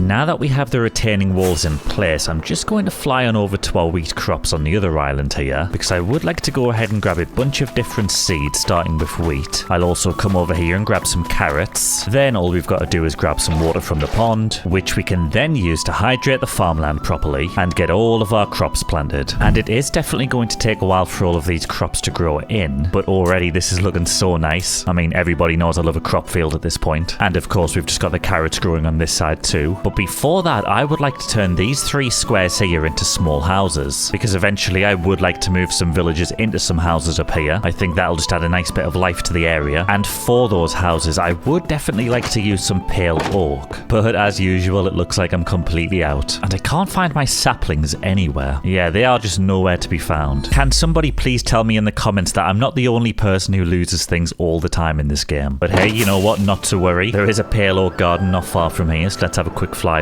Oh yes, there it is. Let's just safely land here. Oh, this is always one of my favorite parts of the world to visit. It is so nice to look at. Anyway, let's go ahead and grab a few of these, and we'll make sure to actually grab some more saplings this time too.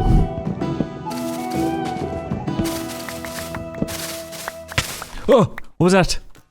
Oh, it's that guy. You know what? I think we will take that as our sign to get out of here. Oh, those things are so creepy. Oh, and just look how cool our village is starting to look already. Oh, I love this area. This is so cool. What I'm going to do, though, is make a quick pit stop at our tree farm, because I would also like to grab some extra dark oak. And you know what? While we're here, let's grab some spruces as well, because since these houses are super small, we're only going to need a super simple pallet for these. I think we're just going to use 3 different wood types. One for the walls, one for the roof, and one for the trims. So I think I'm just going to build this one first, then we can use it as a template for the other 2. So let's just start off by crafting ourselves some barrels, which we can then get placed in the corners, and then let's just use some stripped spruce wood on top of those. Alright, looking good. Then I think next we will use the dark oak to grab some stairs, which we can use to create a super simple roof trim. We'll bring it all the way around the sides and just do a nice simple A-frame on the edge. Alright, and that gives us our nice little basic roof shape, although I will be honest, it's looking a little bit chunky compared to the sides, isn't it? I do have an idea though. Let's just remove the upside down stair blocks. Then we can craft some fence gates, and we can just use these in place of the upside down stairs instead. Oh yes, that is so much better. Still fills the space in, but definitely doesn't feel as chunky anymore. But now we can get rid of all of these wool blocks, grab our pale oak, and I'm just going to use this to fill all of the walls in. Oh, and that is looking so cute. So all I've got to do now is add a few texture details. I'm also going to add some nice flower beds around the side, and then let's just finish off with a nice campfire on top for a chimney. And there we go. How nice is this looking now? For such a small little building, we've packed in so much detail. And if we just take a look inside, I mean, we've not got too much room to work with here, but for a nice little living area, I think we've done okay. We've of course got the bed in the middle, some storage on one side and some decoration on the other, and then of course I've just chucked a whole load of rubbish everywhere else it can fit. But you know what? That'll do. But alright, now that we have our template design, we can finally go ahead and build these other 2 houses. It's time for another time lapse.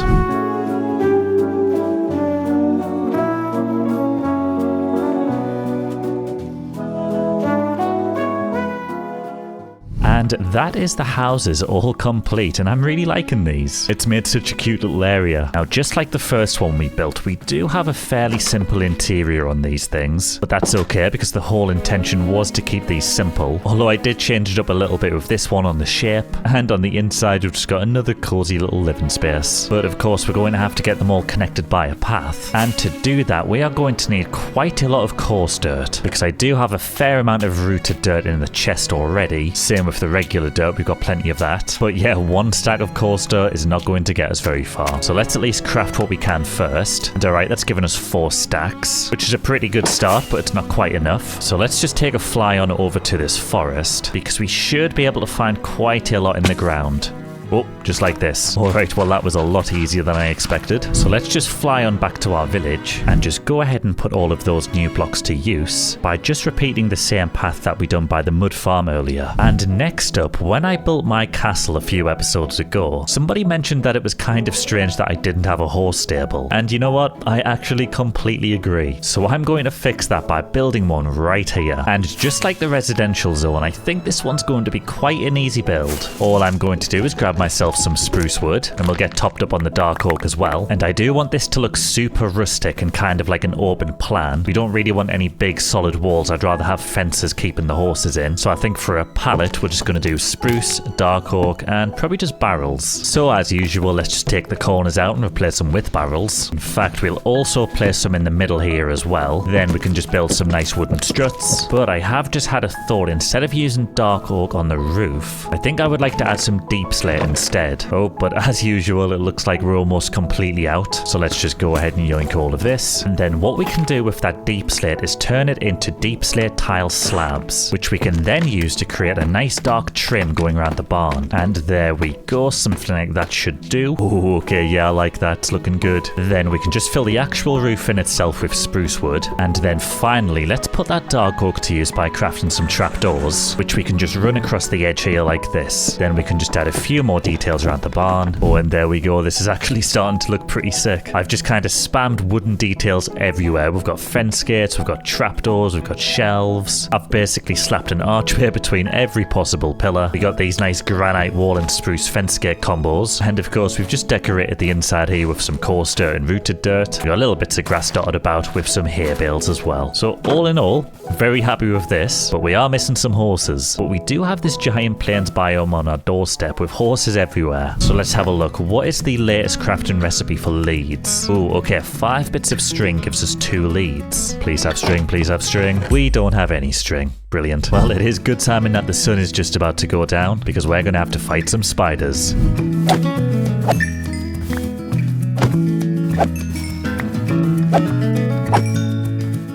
And thankfully we survived the night and we have 29 bits of string to show for it. So let's just craft ourselves some leads. I think 4 should be enough, we don't want this place too crowded. And let's see what horses we can find on the plains biome. Oh, actually there's one right there. Please sir, if you wouldn't mind coming with me. Just gonna have to find you a few more friends first. Oh, there's a second one. Alright, that's 2, that's 3, and that's 4. Alright, come on gentlemen, to your new home. Alright, single file please fellas. It's gonna be a bit of a squeeze on this bit. Okay, nice. That is all of them. Oh, they're out already.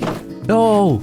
Oh, I knew they would do something stupid. Oh, that's what I get for trying to be nice and feeding you idiots. Let's get rid of those hay bales. Alright, get back in the barn. Well, miniature crisis averted, and look at that, our barn is all populated. I am super happy with this thing, it's so cool. I still need to put a path around it leading back to the houses, but I can't really be bothered right now. Oh, hold on a second. Speaking of paths, I think we've got an issue here. Yep, all of our dirt is turned into grass. Oh, and I can see the culprit right here. The grass was connected to this little dirt block. Well, I suppose that's not too big of an issue. I'm glad we caught it early, because all we've got to do to fix it is just dig it all back out, get it all replaced with dirt again, craft ourselves some coarse dirt, and this time let's make sure that it's actually cut off from the grass. Okay, nice. That's all sorted now. But anyway, moving on, I think I would like to tackle this building next. And for this build, I want to use it as an excuse to build a cactus farm. But I am going to have to fly quite far away to gather the blocks for this thing, because since this is going to be a cactus farm, I want to use red sandstone for a nice desert theme.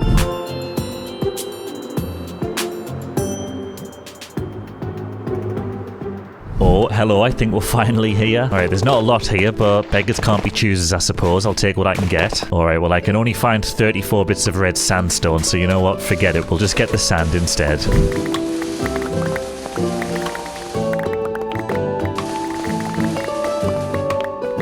Alrighty, I think that should do. But of course, before we head home to build our cactus farm, let's grab some cactus. But before we put all of those blocks to use, we are going to have to build the farm first. But luckily, cactus farms are about as easy as they come. All we gotta do is start by digging a nice big hole. And there we go, something like this should do. And now all we need to do next is just place water in each of the 4 corners of the farm, which flows directly into the middle. That's perfect. So let's just dig down here. We'll place a double chest at the bottom, have some hoppers feeding into that, and that is our collection system already sorted. Then all we've got to do is place all of our sand down, run some fences along the top, which I know looks a little bit weird, but we're then going to actually remove all of the fences that are directly above the sand blocks, and then finally just get all of the cactus placed down on top of the sand. And there we go, that is literally it. That is the cactus farm. Once these bad boys grow, they'll hit the fence, automatically break, and slowly move through the water into the hopper. So let's just fly out of here, because I do want to grab a bunch of blocks that we can use to build the actual structure above the farm. And for once, we're actually going to need a lot of birch wood, which is something I rarely ever pick up in this world. So let's harvest a bunch of these trees. I'm also going to grab a bunch of sand, and with all of those blocks, we actually have 2 separate pallets here. So this is going to be for the main body of the house. We've of course just got our favorite stone variants into deep slate and spruce. And then over here, a bit more interesting, for a second story, we're actually going from oak wood into sandstone, topped off with some red sandstone. And I think these two make such a nice combination of blocks. But alright, blocks prepared, that's enough yapping from me, let's get building. And if you're still watching at this point, prove it and comment the word cactus.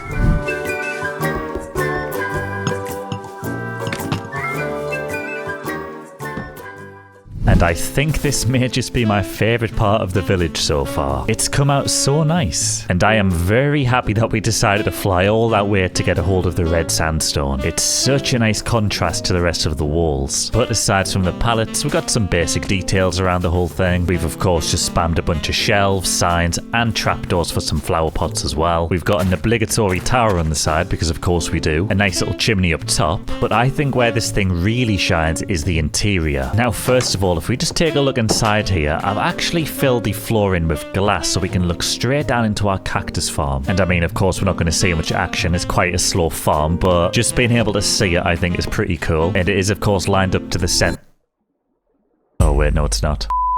But anyway, we've also just added a bunch of storage in the front here, which is going to be used for the cactus. Got some nice paintings up top. And I've just filled the space in with some fairly random decorative blocks. I did really want to put some cactus on top of the shelves, but that's just not how cactus work in Minecraft, I'm afraid, so these other blocks will have to do. But the only problem is that I don't actually have a way to travel down there to pick all of the cactus up. So let's just go ahead and craft some ladders. And I guess we can just come around the side of the house here. And then let's just dig straight down. And if I've counted right, this should make us level with the chests. So let's just try digging forward. Oh, yes, there it is. Alright, this farm's been running for about an hour now, so let's see how many cactus we got in that time. Oh, okay, 46. You know what? That actually ain't bad at all. I'll take that. Should probably decorate this hole a little bit though. It does look a little bit rubbish. And I have the absolutely perfect idea. Let's just plop a trapdoor on top. Nice. Anyway, now that's complete. Oh my god, not again. The grass is taken back over. Wait, how has this even happened? I must have just left a little bit of grass left over the last time we fixed this, because I see absolutely no issue with this right now. Aha! Here it is. So hang on a second. Oh, this thing is grass. I am such an idiot. Okay, let's get rid of this. At least we know it's definitely fixed now, so we don't have to worry about it. Anyway, moving on, I would actually like to come to this side of the village here and work on this building, because even though we've just built a farm, I do want to build another straight away. But this time we are going to build a moss farm. They have already laid out a pallet, which you've probably seen this one a million times. We've definitely used it before, but it works and I like it, so we're going to do it again. But the only thing I would like to add, since it's going to be a moss farm, I do definitely want to get some mossy cobble integrated into here. And I think moss is something we're actually incredibly short on. Yeah, it doesn't look like I've got it in any of my chests. Although it is possible that we may have some in the trading hall that we built last episode, since we did have so much moss in the roof. Come on, any luck? Oh, there we go. 48 bits of mossy cobblestone. Perfect. Oh, and never mind. I've just found a load of moss in this box as well. Oh, and we've also got some slime balls, which is going to come in super handy for sticky pistons when we build the farm. Alright, I am pretty happy with that find. So let's just stick that on the pallet there. And okay, perfect. And I'd like to just start by removing all of this wool, just so we can get all of our stone walls in place. Add in all of our different texture blocks like this. And for the second floor, we're of course just going to put some barrels in each corner, which we can of course use to build some wooden beams. Then I'm just going to craft some dark oak slabs, which I'm going to use for a nice roof trim. But hang on a second, I have forgot something. I am going to need some stripped pale oak for the walls, and I think I actually forgot to plant some after visiting the garden earlier. Not to worry though, we can just grab some out of the chest, get them planted over here, get them chopped down, and use them to fill in the walls. Then I'm just going to use spruce slabs to finish off the roof, add a few finishing touches to the house, like fence gates, spruce trapdoors, and a whole bunch of signs. And just a little bit later, that is the exterior of our moss farm all complete. But as you can probably imagine, the inside is completely empty and we still don't have any moss farms in here. So I spent the next bit of time gathering all the resources to build this thing, which did mean a quick trip to the nether for some quartz and another journey underground to grab some redstone. But eventually, with everything collected, it was time to get building. And oh boy, was this thing an absolute nightmare. First of all, I had absolutely no idea how big it was going to be, and I've built it back to front. So when we come down the ladder, we're actually facing the back of this thing. Then I got all of the redstone mixed up at one point, which just made everything take twice as long. But all that aside, if we flick this switch here, we can actually see that it does work. Now it is a little bit slow, but if we just turn it off, we can see that the chests are slowly filling up. As for actually decorating the basement, you know what, I'm actually just going to leave it a bit. I am so sick of being down here. I just want to get some fresh air. But I did at least decorate the upstairs, and as is the case with most of these farming buildings, we've just got a bunch of storage which we can eventually store all the moss inside of. But looking around, we do actually have quite a lot of buildings in this village now, so I think I probably would like to get everything pathed up that we've built so far, which definitely means we're going to have to grab some extra coarse dirt out of the chests, although I was kind of hoping we had a little bit more in here. But not to worry, we can of course just fly back over to this forest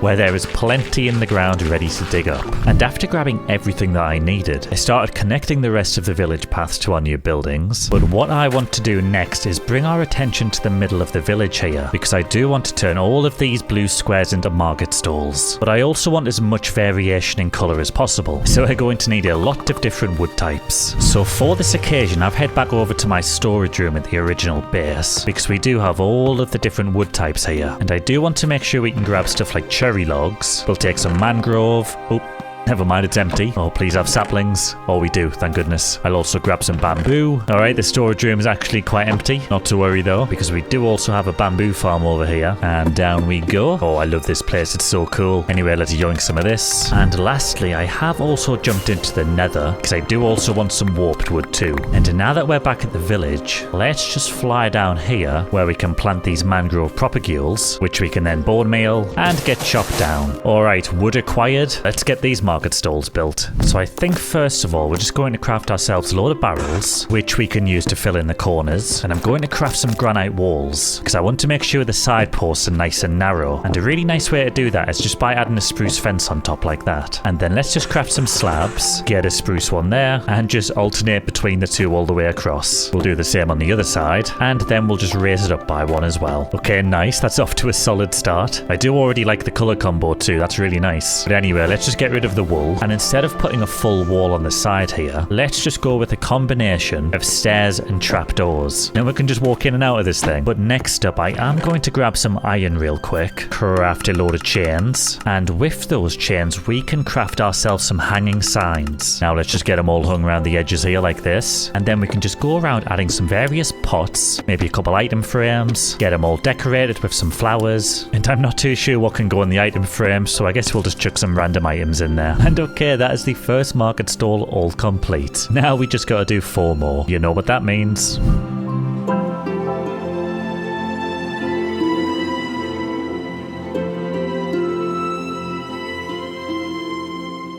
Oh, and how cool is all this looking? These have come out so nicely. I've always liked narrow walkways in Minecraft. It makes an area feel super alive. Now you may be wondering why I've decided to put fence gates along the top of each one, and that's because I would eventually like to get some villagers in here. And of course, if we don't have them there, they will just jump on top of this and walk straight out. But I think we'll save that until last, because they do have a tendency to get in the way. But we definitely don't have to wait too long, because I mean, this village is almost done at this point. Oh, which has actually got me thinking, I think we should check on the villager breeder, because I do think I disabled it last episode, and I don't have a proper entrance into this thing yet, so we're just going to have to break this. Now let's see, is this villager breeder working? It's not. Okay, yeah, I did. I took the beds out so we didn't get too much of an overflow. So let's head back up to our village, where we can grab some wool, get them all turned into beds. Then I think we just have to fill in these little gaps here like this. Then hopefully that should activate the farm again. But while we wait for the villager breeder to work again, let's bring our attention over to this structure here. And this is something I am very excited about, because it's going to be my first ever firefly bush farm. I was so excited for the firefly bushes to get added into Minecraft, and honestly, I've never even used them once. I do think I've picked some up though at some point. Let's have a quick look. Oh, okay, you know what? I'm actually not seeing any in the chests. I guess that means we're going to have to go on a little bit of an adventure to find some. Although I'm not entirely sure where these things are actually found. I mean, I would kind of just assume that you find them everywhere. I've not really paid too much much attention, although I'm not seeing any in this plains biome, and I'm not spotting any down by the river either. You know what, maybe the best thing to do is to just wait until the sun goes down. At least then they're going to be glowing in the dark, so they'll be a lot easier to find. I did also have a quick look on Google, which says they're more likely to spawn by water, so I guess we'll just keep following this river.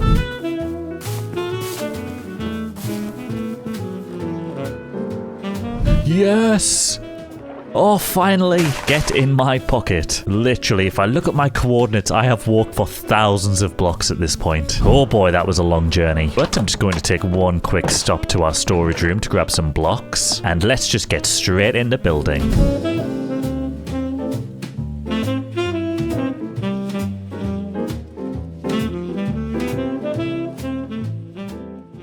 And dare I say it, this may just be the best building in the whole village. And I think that's purely just based on the palette. I kind of took inspiration from this one here where we mixed the mud and granite with all the stone variants. And I just love all the little details around here. We've got a nice roof shape on it too. Of course, we've got a chimney on there, because why not? Oh, and I've put campfires above the windows as well. I think that looks really cool. But yeah, all in all, super happy with this one. And the farm itself is actually inside here. Now, it is very crammed. And I built this farm here from YouTube by More Ting. So big shout out to them. But yeah, we've just about fit this farm inside of this building. And of course, we've already got some firefly particles coming off the farm itself, which is exactly why I want all of these for. Now, I've not tested this yet, so let's hope it works. Because all I've got to do is flip this lever here. Oh, actually, hang on a second. Yep, I forgot to fill it with bone meal. Whoops. And I think we're actually a little bit short on bone meal right now. Yeah, we're completely empty. Let's see, do we have any bones in the chest? Oh, we do. Nice, we got 22. Oh, and we got a stack of bone meal there. All right, let's get all of these placed inside. And then hopefully...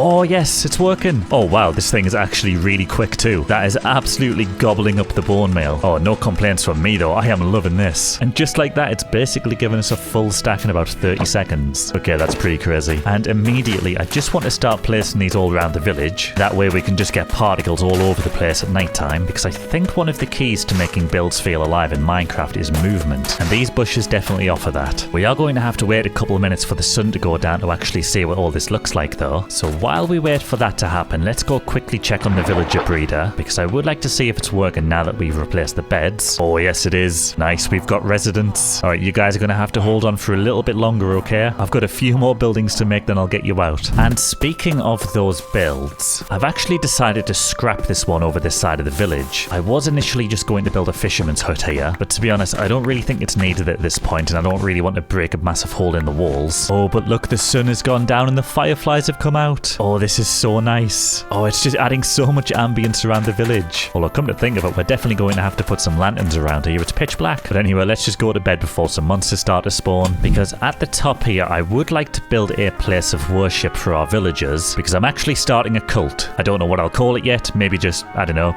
Chobinology? Yeah, Chobinology will do. So let's just take another fly on over to our storage room, grab some more resources, and let's just kick it into another montage.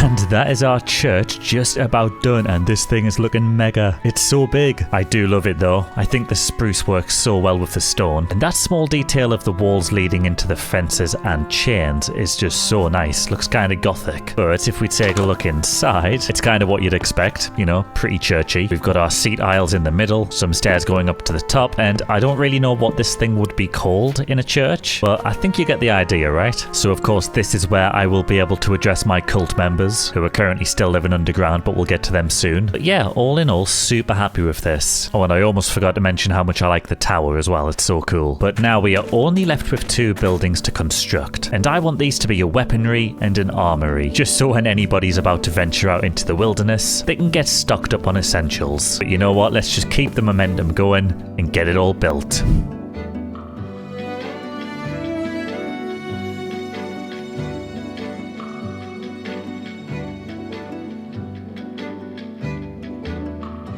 And just like that, our final two buildings are complete. Now I know they do look quite similar, but that was intentional, since they both serve the same purpose for the village of supply and goods. Kinda wanted some level of continuity between them, but similarities aside, I am happy with them. I think they look really nice. And if we take a look inside of this one, this is the armory, as you can probably tell by all the armor. To be honest, I wasn't actually too sure what else to put in here, but I mean, we've got some shields hanging on the wall there, obviously a bunch of different armor sets, and yeah, just some extra storage, decorations, and a lovely painting. And if we just come across the road here, this is the weaponry. And I'm just wondering, is weaponry actually a word? I know armory definitely is. Anyway, we couldn't really hang these in stands, so I've just went ahead and put a bunch of swords on the table, and I actually used my last pieces of iron for this as well. We're completely out now, but just like the other one, we've got some decorations, we've got some storage, and yeah, nice and happy with those two. But after all of that work, we have arrived in the final stage of the village, and I have been so looking forward to this bit because we're finally going to get some nice decorations in. But before that, I did connect our path up to the new buildings, and then I was able to focus on filling up empty spaces with a bunch of different flower fields, as well as planting some extra wheat crops around the area for a splash of colour. And with all of that finally complete, it was time to send up our new residents. And the final product is kind of blowing my mind right now. I cannot believe how much this foliage has transformed the village. We've also got the villagers in the middle now too, although I still have to fix these holes down into the trading hall, but I'll do that another day. But walking through this place just feels incredible. I am super happy with what we've managed to do. So thank you very much for watching, and I'll see you in the next episode. Minecraft just redid baby animals, completely transforming their appearance, with some being easy to collect, while others risk losing my hardcore world. So to find out which mob is the cutest, I'm building a massive zoo full of unique enclosures for them all to live in. But first of all, we're going to need a place to build this thing, and I think the field opposite our castle is the perfect location. But as you can see, this terrain is a complete mess right now, so we're going to have to tidy all of this up before we can get building. But to do that, we're going to need a whole bunch of dirt blocks. Therefore, I flew a short distance away from my island to dig up as much as I needed, and with everything finally collected, it was time to give this area a good old makeover, ready for our soon-to-be zoo. And there we go, everything is looking a lot more presentable now, and most importantly, it is ready to build on. But before we do that, we are going to have to mark all of the different structures out. And for this, I made a quick visit to my sheep farm to grab a load of different wool. That way I was just able to organise the enclosures in a way that wouldn't mix me up when I was trying to build. And you may be wondering, well, Jobbin, there's not enough enclosures for every animal. And I get you, that would be the case if we had one enclosure per animal, but we are going to group a bunch of animals together in each section. And I think the easiest one to start with is going to be the farmyard, because as you can see in our surrounding plains biome, we already have plenty animals that will fit a farmyard. And for this enclosure, I think I'll build a windmill and a stable. But of course, to build those things, we are going to need some resources. So let's grab a bunch of different stone variants that we can use. I'll also grab a bunch of different logs, plop them all in a shulker box, and let's also grab some deep slate. Can't really go wrong there. And with those blocks, I have laid out a nice little pallet here. We can use this for both the windmill and the stables, and it just goes from stone all the way into tuff. Then of course we can sprinkle some wood in there, finish it off with deep slate. Oh, and hang on a second, since we are building a windmill, I have forgot one very important block. We are going to also need some white wool, which I know I said I ran out of earlier, but I did spot some extra in the chest just there. So let's just get that plopped on the end. And okay, that is our full pallet. So let's kick this project off properly and build our farmyard. And if you're enjoying the video so far, please consider subscribing because it really helps the channel.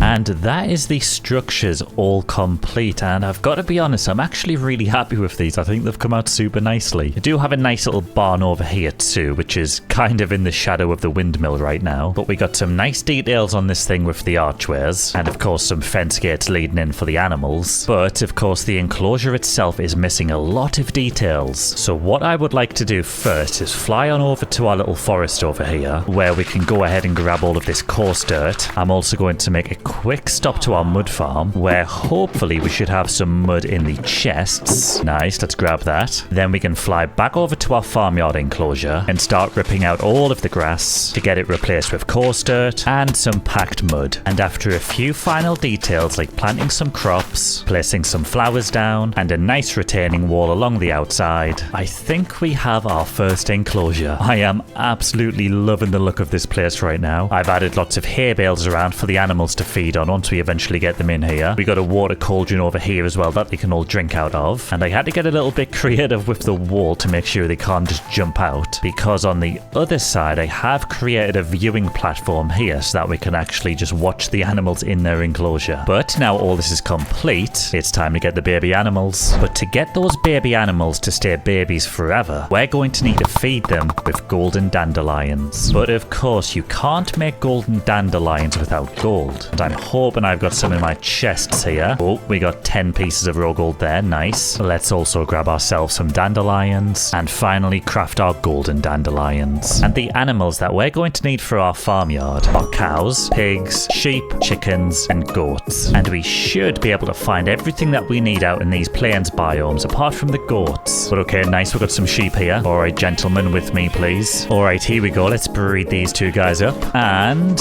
oh, there he is, a little baby sheep. He's so cute. Anyway, let's feed you a golden dandelion, but now we just got to go grab the rest. So let's kick it into a little montage.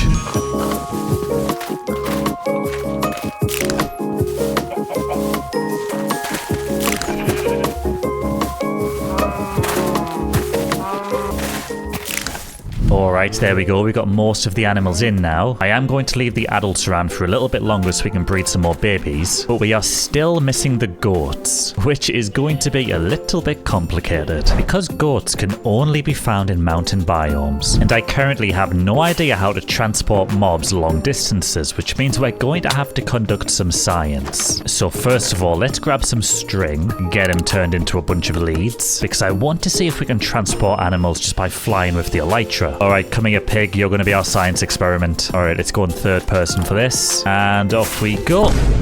And the rope snapped immediately. Okay, great. That is not going to work. But don't worry, I do have another idea. Let's just grab some wood, which we can then go ahead and craft straight into a boat. Because I believe if we have a mob in a boat, we can attach the lead to a boat. Oh, we can. Okay, nice. Alright, again, moment of truth. Here we go. And it snapped. Okay, brilliant. Oh, this is not good. I genuinely think the only way we're going to be able to transport mobs is by just dragging a boat like this. Oh, this is going to take so long. Why didn't I research this before starting the episode? Alright, well, I guess it can't be avoided. I guess I'm just going to have to craft some more boats and fly all the way to a snowy peak biome. Okay, I finally found some snowy mountains. Let's have a look. Any goats? Oh, I'd see one. Where'd he go? There he is. Alright, sir, you are coming with me. Now we've just got to hope you've got a friend on these hills. Oh, we do. That's perfect. Alright, you can come with me, sir. Alright, board time. Let's plop one there, plop one there. Alright, that's one in. And that's two in. Okay, nice. Get them attached to the boats. And now we just have to walk 2,000 blocks to get back home. Brilliant.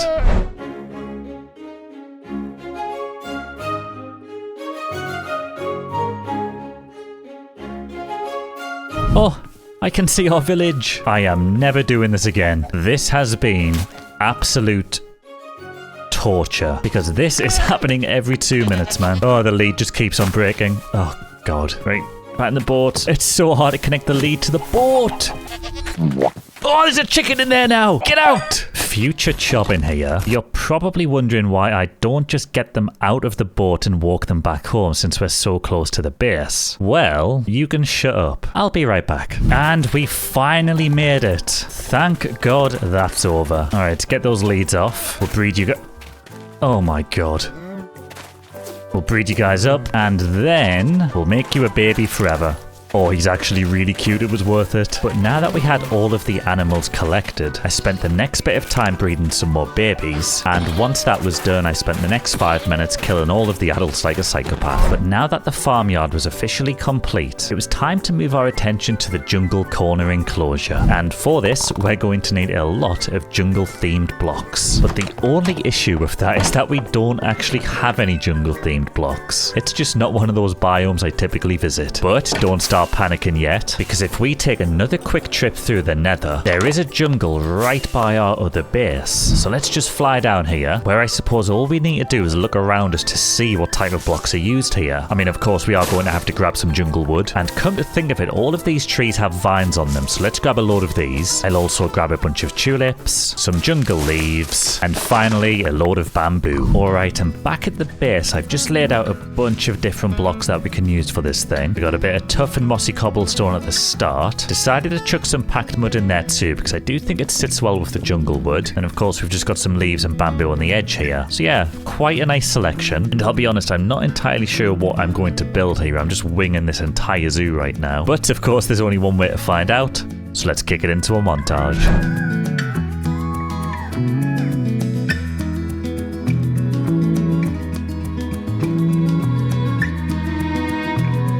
And after quite some time, I believe the jungle hill is now complete. And you already know I absolutely love this thing. I decided to put some water at the front here with some nice decorations. Although, to be honest, I did also collect these drip leaves, and I have absolutely no idea how to place them on the water. So yeah, maybe somebody in the comments can fill me in on that one. But anyway, we've got some nice little stepping stones here, which leads into the main section of the jungle. And look, don't judge me, but trees are not my strong point. But I am trying to get better, so you're going to have to bear with me. But anyway, I still like how the tree looks. I got some of these spore blossoms on there for the particles, and of course the glowberries are pretty nice touch too. But then around the jungle we've just got nice little decorations like pumpkins, cocoa beans, vines, and some bamboo that's still in the process of growing, but I think that is going to be so cool when it's done. But as pretty as this looks, we're going to need some animals, which will be pandas, ocelots, and sniffers. And believe it or not, I have actually never interacted with a sniffer in Minecraft, but I do know how you get them. First of all, we are going to need a brush, which I can craft with a copper ingot. Come on, do we have any copper? We do. Nice. Let's also grab some feathers, and there we go. We can craft 2 brushes now. And then I believe all we have to do is fly across the water until we discover structures like this one here. Then all we've got to do is brush these funny looking sand blocks, and eventually we should find a sniffer egg, although it doesn't look like I've got any luck on this one. This is probably going to take a while.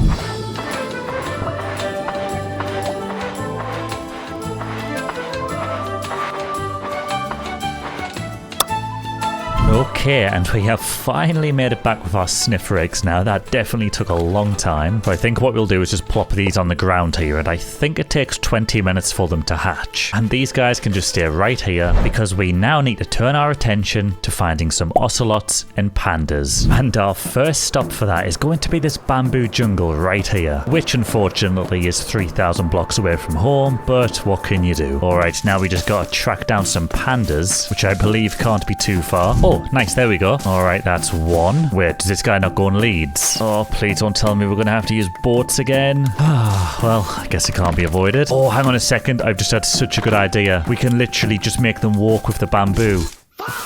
Oh my god, they're so slow. Never mind. Alright, let's just craft the boats. Alright, put you in that one. And let's see, I'm assuming you've got a friend nearby. Oh, nice, we got a second one. Let's just get you in there. Now we just got to find some ocelots in the main jungle. I have turned hitboxes on to make things a little bit easier, because it's already like trying to find a needle in a haystack, so I'll take whatever help I can get.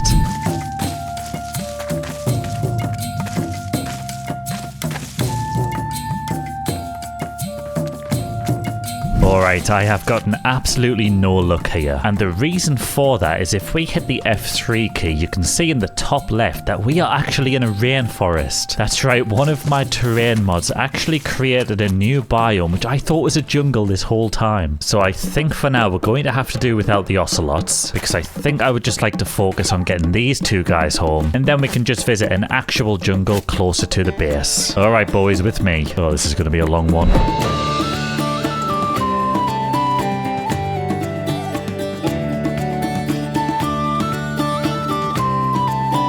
Alright, come on, just a little bit further. Let's just get him up the top here. There we go. Break the boat. Now we can just grab some of this bamboo. Get them both in the mood. And where is he?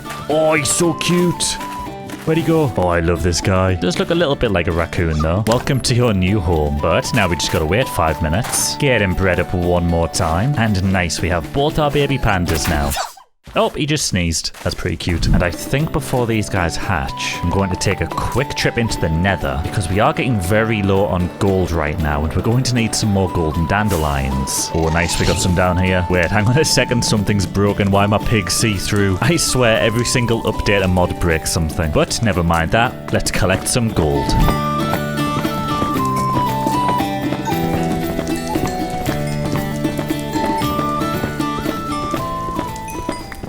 Okay, we got a nice amount there, so let's just craft as many of these as we can. Oh, nice, that's given us 22, and we still have several stacks of nuggets left over. So let's just chuck all those in the chest for now. And let's go check on the sniffer eggs, because they've probably hatched by now. Oh, okay, maybe not, but it does look like they're super close now, so it shouldn't be much longer. But I tell you what, let's just grab some more bamboo, because we can probably go about breeding the pandas one more time as well. There we go. Let's get you fed. All right, I think I'm just going to wait here until the sniffer eggs hatch. I'll bring you back in a sec. Oh, there we go, one's hatched. And this guy is actually a lot bigger than I thought it was going to be for a baby. Let's get him fed anywhere, which means it can't be long before this one goes as well.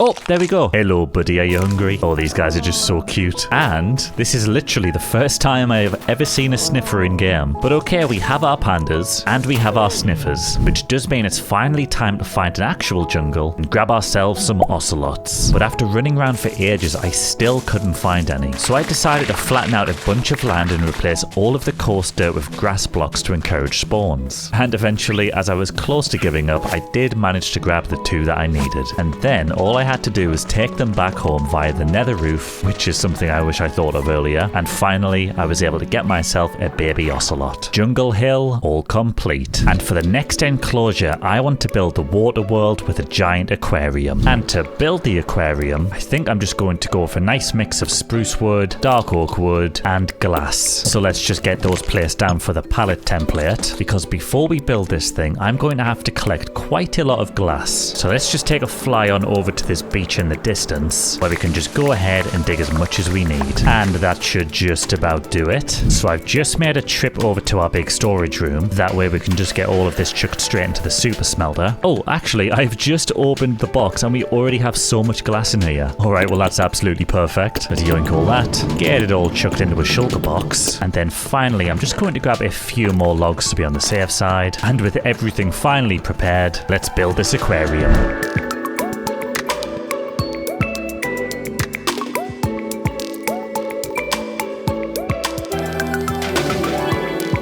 And that is the aquarium pretty much all finished, and oh boy, this thing looks amazing. I have never built anything like this before. I love it. I haven't quite fully decorated the inside of this thing just yet. I would like to maybe add some coral reef in here too. And what I've done at the top is actually leave a little bit of it open here. And that's purely because I don't know if turtles can actually breathe underwater indefinitely. And once we get all the animals in, I will be removing this doorway. But speaking of animals, we're going to have axolotls, turtles, nautilus, and squid in the aquarium. So starting with the axolotl, I'm going to head to this dark oak forest because I would like to find some axolotls in this lush cave below. And I don't believe they're too hard to find. We just have to find some water like this.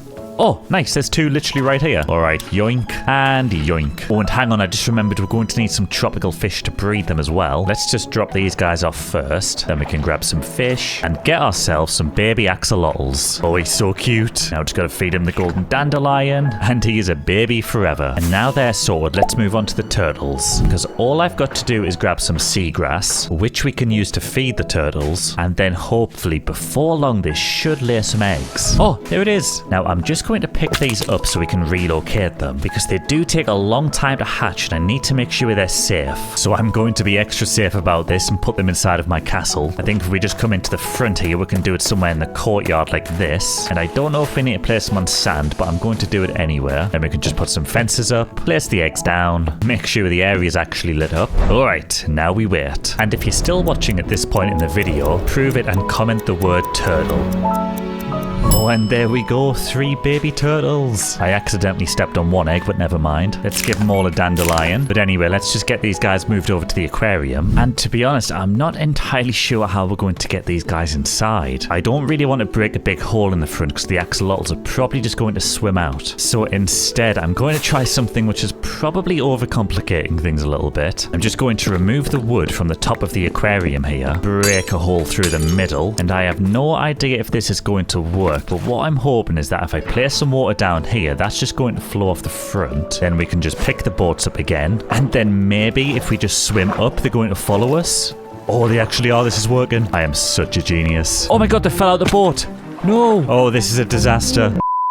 And you know what? Since that almost went terribly wrong, I think for the time being, I'm just going to put the axolotls back in a bucket, and we'll just go ahead and remove some blocks from the front of the aquarium, and we should be able to just drag them in. Anyway, let's just release the axolotls now, and I'm really hoping those guys don't get eaten. But for now, that is not my problem. And now we only need baby squid and baby nautilus to fill the aquarium. And I am fairly sure that there's already some nautilus living just off the shoreline of our island. Let's see if we can spot them down here. Oh, nice, there they are over there. Alright, sweet. I'm wondering, can we just put these guys on leads? Okay, we can. Nice. Now, before we start breeding these, I actually want to double check if they can breathe above the water, because if not, we're going to have to be super careful getting them into the aquarium. This guy does seem fine, though.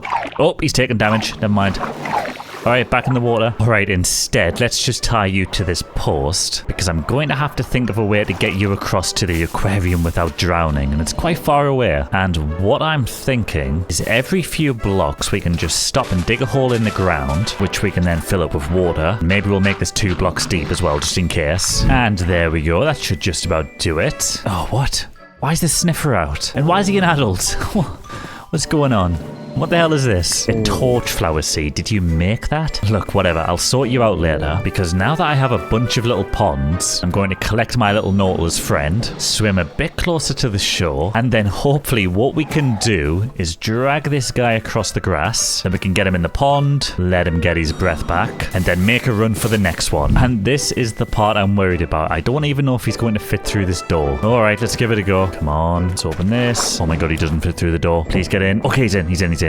Nice. Let's just get that sealed up. And at least we have a proof of concept now that our puddles work. But before we get the next one in there, this aquarium is starting to get quite busy now. And I'm a little bit worried that every time we remove this door, somebody's going to swim out. So I'm just going to section off a nice area, which we can just use to move the new mobs in without the fear of anybody escaping. So next up, I repeated the same process to get our second nautilus into the aquarium, and then used some pufferfish to breed them before feeding the babies with golden dandelions, which then only left the baby squid to add to the enclosure. But for this, I had to fly around until I found one, as you can't actually breed squid in Minecraft. But once that was out of the way, it was just the same process of hopping over the puddles to get to the aquarium. And there we go, the aquarium is all complete. And as you can tell, I did take a quick trip over to a coral reef to grab some decorations. And I'm really glad we did, because it completely transforms this area now. And I think that means we can finally get rid of this goofy little entrance. And also, you may be wondering if I'm going to tidy the entrance up here, because I know it is just like plopped on a mound of dirt, but I think I'm going to wait until all of the different enclosures are done before we actually get the paths in. But until that happens, I would like to move on to the next enclosure, which is going to be the wilderness. And to be honest, the more I think about this name, the more I think it's probably wrong, because for this next enclosure, we're going to house foxes, wolves, rabbits, and armadillos. And thinking back to when I named these enclosures, I did kind of just have the armadillo in mind for this one, so I think we'll just ignore that sign, because I think instead I would like to turn this into a nice kind of spruce foresty area. At least the fox, wolves, and rabbits will feel quite at home here. Armadillos might find it a bit strange, but hey ho. So I'm just going to make a quick visit to this tiger biome, because I would just like to see how exactly these things look.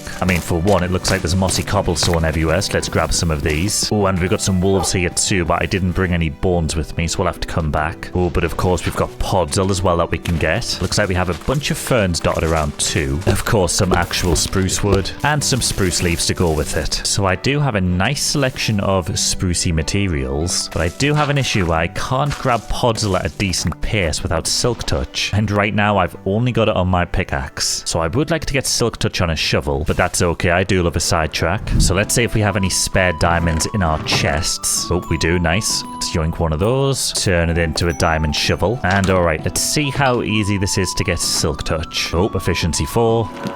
Oh, that's actually so good. We got silk touch, efficiency 4, and unbreaking 3. Nice. I did have to roll it once on the grindstone, but that ain't too bad. And now that our little side quest is complete, I can just go ahead and grab as much podzol as I need. And with a nice sprucey palette all put together, let's kick it into another montage.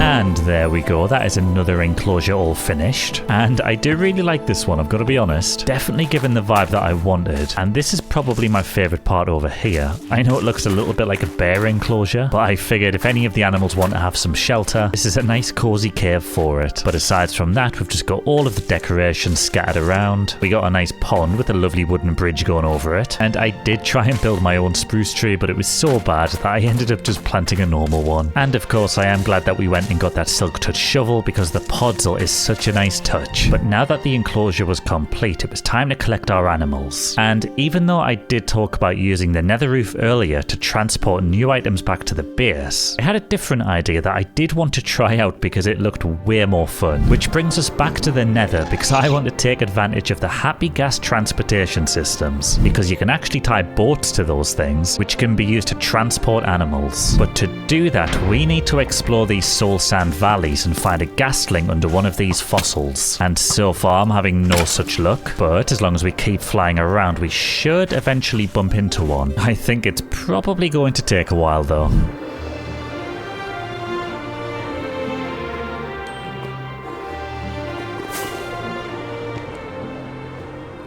And I believe that is one over there, so let's just safely land. And I'm not too sure how to pick these guys up. I guess I'm just going to punch them.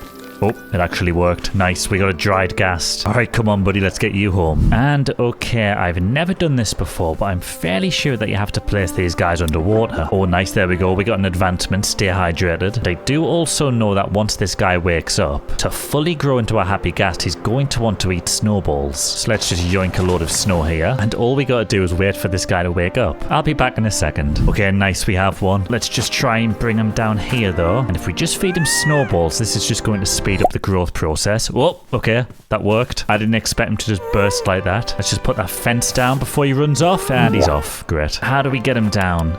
Maybe if we just attach a lead to him? Yeah, that's it. That's working. Alright, you stay there. I'm going to go craft a saddle. And for that saddle, we're going to need some wool, some leather, and I believe some glass. Oh, nice. There we go. One white harness. Let's craft that. Get that slapped on you. And then I believe he's pretty much ready to go. So we can definitely go collect some animals now, but I think we're going to need some more leads. So let's see. I've got 2 bits of string in here, and I think that is probably all we've got. So it looks like we're going to have to stay up all night fighting spiders for some more string. Let's do it.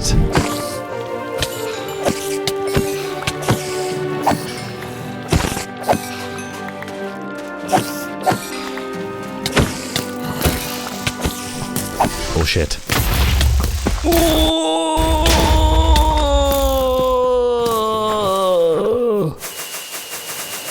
Oh my god, we just nearly died. Oh, that was so close. Whew. Alright, well, near-death experiences aside, I did manage to collect 48 pieces of string that night. So let's just get them all crafted up into leads. Okay, nice, that's given us 22. Then I'm just going to grab a bunch of wood, which we can go ahead and craft into boats. Alright, Ghast, it is time. Let's just remove this lead. Oh, and here we go. Wait, he only goes this fast? Oh my god, this is going to take so long. But at least it's easy. So all I'm going to do is put a weight on my W key on my keyboard, and we're just going to fly in a very straight line until we get there.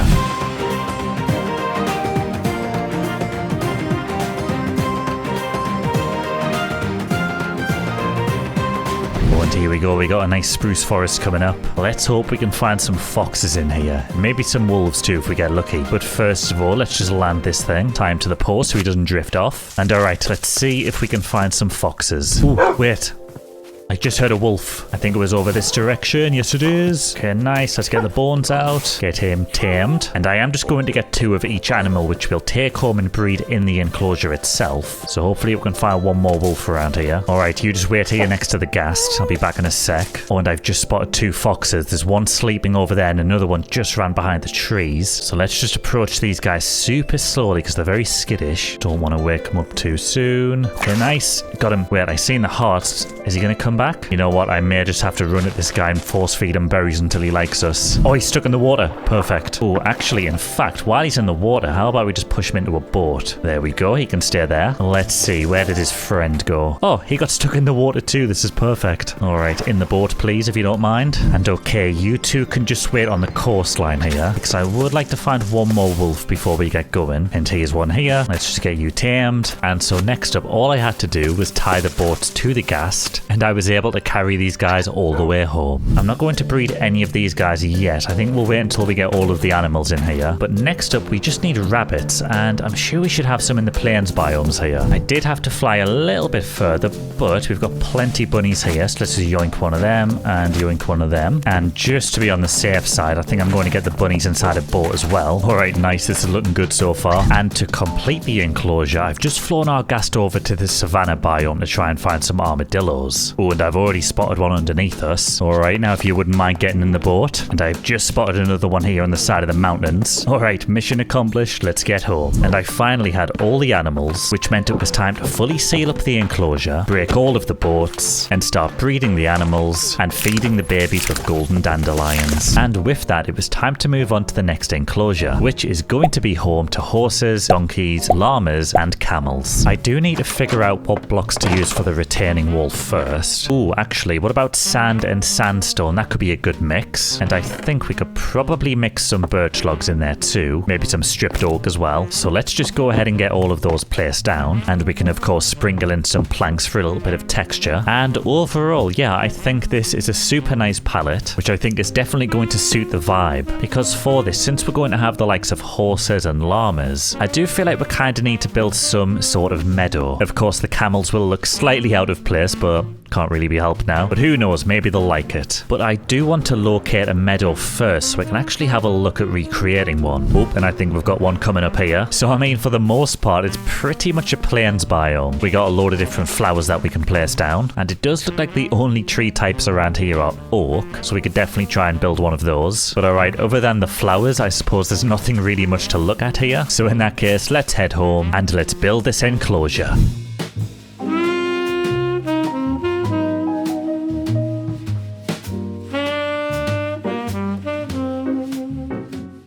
And there we go, all nice and complete. There isn't really too much going on, but that kind of works for me. I feel like we've definitely kind of encapsulated that meadow vibe that we were going for. We got some nice custom oak trees. We got one there and we got another one there. I've dotted a bunch of different decorations around. We got some ferns, we got flowers, we got wheat. But I think it's the details like this which I'm really enjoying. So we've got a nice section for all of the animals to drink water out of. We've got hay bales dotted around for food. And I've just put this little shack together as well that the animals can take cover under if they want to. Oh, hang on a second. Looks like I've missed some spruce fence gates. Let's just get them placed down. Oh yeah, and the wall itself came out really nicely too using those blocks. But it's that time again where we're going to have to grab some animals. And I think for this one we will start with the baby horse. And that's only because we have so many horses dotted around the plains biomes next to where we live. Now horses are quite the fussy eaters in Minecraft. And when it comes to making them breed, we need to feed them golden apples. Oh, okay, we're going to need quite a lot of ingots for this. Let's see, do we have any in the chest? Okay, let's just grab some of these golden nuggets. And I think you can craft these into ingots, right? Well, you can. Okay, nice. Now let's go ahead and get those crafted up. Alright, now we just got to find ourselves 2 horses. I'm wondering, do these guys follow me for golden apple? Oh, they do. Nice, okay. Let's just lead this guy over here because I've spotted another one. Alright, here we go. One for you and one for you. Wait, what? They've just eaten it! Oh god, we need to tame the horses first. That was such a waste of gold. Oh, I feel like such an idiot. I think that actually means we're completely out of apples now. Yep, I don't see any. This is suddenly going to take so much longer than it should have. Because now we're going to have to head over to this forest instead, where I'm just going to have to chop down a bunch of trees. Oh, okay, never mind. I only chopped down about 10 trees and we've already got 3 apples, so that actually wasn't as bad as I thought it was going to be. But I am short on gold now, so we're going to have to head back into the nether, where we can grab some of this good stuff, craft ourselves some more golden apples, then grab ourselves some leather, which we can then craft into a saddle, and this time we can actually tame these horses properly. But okay, horses finally tamed, so let's get these 2 guys back together again, and this time we should get some love hearts up here. Okay, nice. Yes, it's working. Oh, we got a baby horse.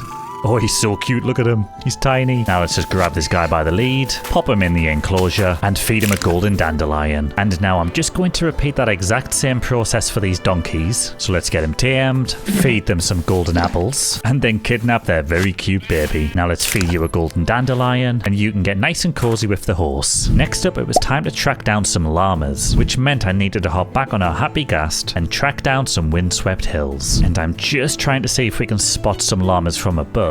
Oh, I can see one over there. Oh, nice, he's got a friend. Oh, he's got 2 friends. Oh, 3 friends? Oh my god.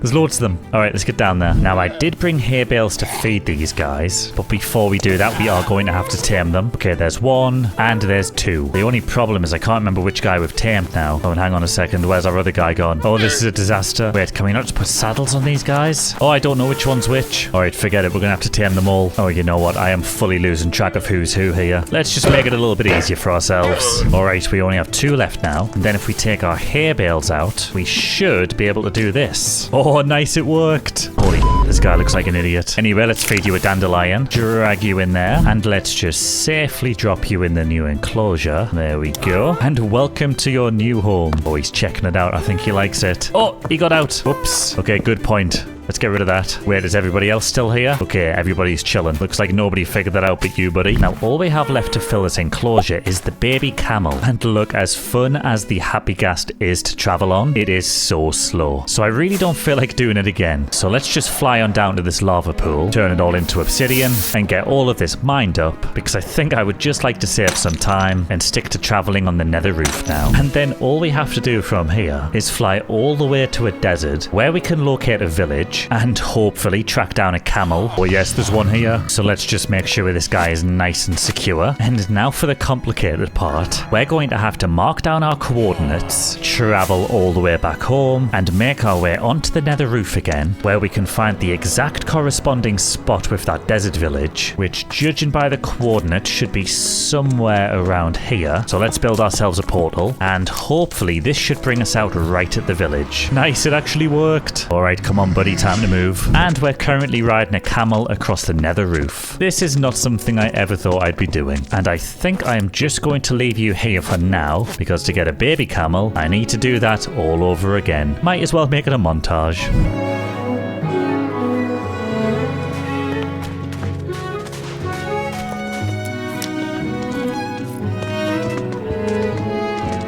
And now all we gotta do is feed them cactus, and we have just created a baby camel on the nether roof. Again, something I did not expect to ever do. But anyway, let's just feed you the golden dandelion, and you can come with me. We'll just leave your parents on the nether roof though. And alright, let's just get you over this wall into the enclosure. There we go, good boy. And we can finally call this enclosure complete. And so far, our zoo is really starting to come together. We only have 2 more enclosures left. And of course, once we get all the paths in, it's just going to completely transform the area. But the next one is going to be a little bit unusual, because we're moving on to the Arctic corner, which means we're going to have to capture a polar bear. And I have never done an Arctic themed build before, but I do have one idea that I would like to try, and I've flown over here because this is what I would like to try and replicate. I have always had a soft spot for ice spike biomes, and I think it would be super cool if we try to recreate some of these. Let's go ahead and grab as much of this as we can, and I've probably grabbed way more than I need, but while we're over here, we may as well take advantage of all these snow blocks as well. And I would like to check this area out over here, because I know we do have a polar bear, and I mean, aside from the ice, there's not really much more to these tundras. I mean, I guess I can grab things like some dead bushes, maybe a little bit of grass as well, and it feels kind of crazy, but pretty much the full palette is just these 3 blocks, which I guess kind of makes sense when you think about it. It just feels a little bit... Oi! What are you doing out? Come on, back in the enclosure, please. But hang on, how has that guy actually managed to get out? Genuinely do not understand. You know what? I'm actually quite impressed. But I think it's time to stop yapping and build this enclosure.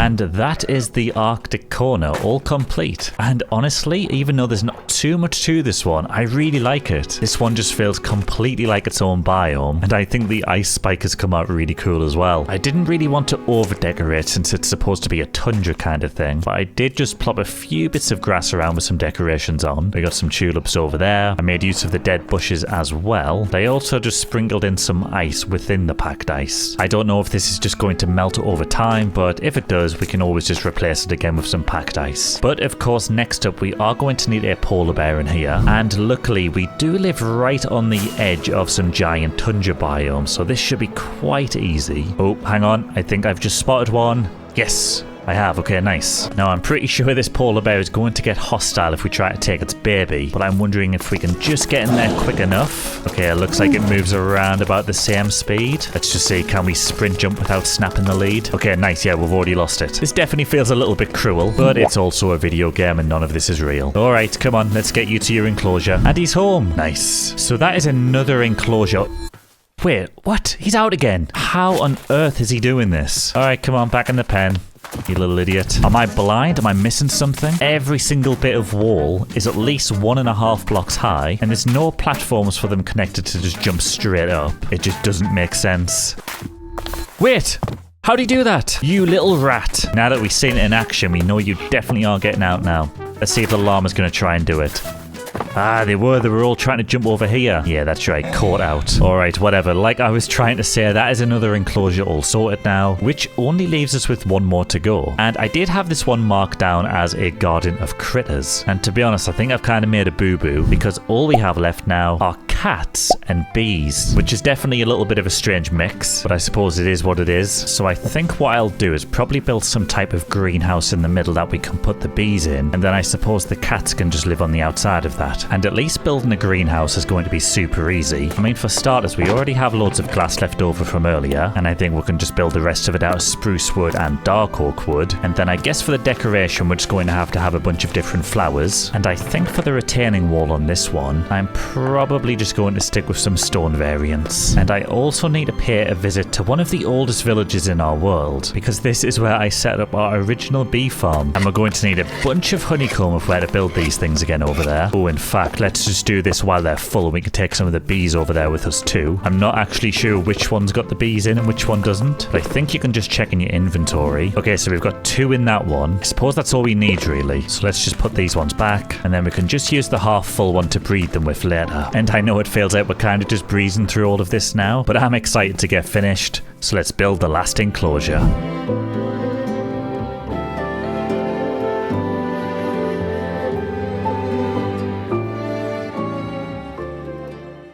And that is the final enclosure fully built. And I have got to say, this greenhouse has actually come out super nicely. I'm loving this thing. We got some nice details on the outside of the dark oak. I think it works as a super nice accent to the spruce. But of course, inside is where this thing shines. I've just tried to cram as much bee-related stuff in here as I possibly can. We've of course got the beehives, loads of flowers hanging from the ceiling and on the floor. I have dotted around a bunch of flower pots as well, which I'm really enjoying. And as for the outside, for the cat section, I'll be honest, I was a little bit stumped on this one. So I've essentially just made like a nice garden for them, as well as these things, which are supposed to be like those cat climbing things you see. I've never owned a cat, I don't know what they're called, but I think you can see what I'm going for. So I've kind of just got these abominations dotted around the place. Not my finest work, I'll be honest, but it was all I could really think of. So at this point, all we need to do is get some baby bees and some baby cats. But of course, it makes sense to start with the bees. Although even though this thing has 3 bees inside, we're only having 1 come out. Okay, finally, we've got 2 outside. So let's feed you flowers, and bada bing, bada boom.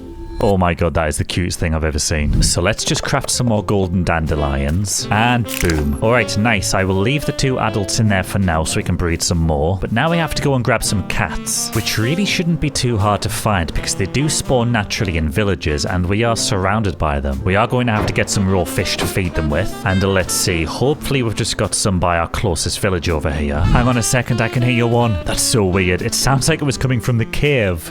Surely not. Oh! He's on that little block. Don't worry, kitty, I'm coming to save you. Okay, there we go. Come on. Oh, he's running. Let's just get him on a lead. Oh, we got a second cat here too. Nice, let's grab him. Get him bred up. Okay, you can come with me. In fact, let's just take all of them with us, then we can breed some more when we get there. Oh, and I almost forgot.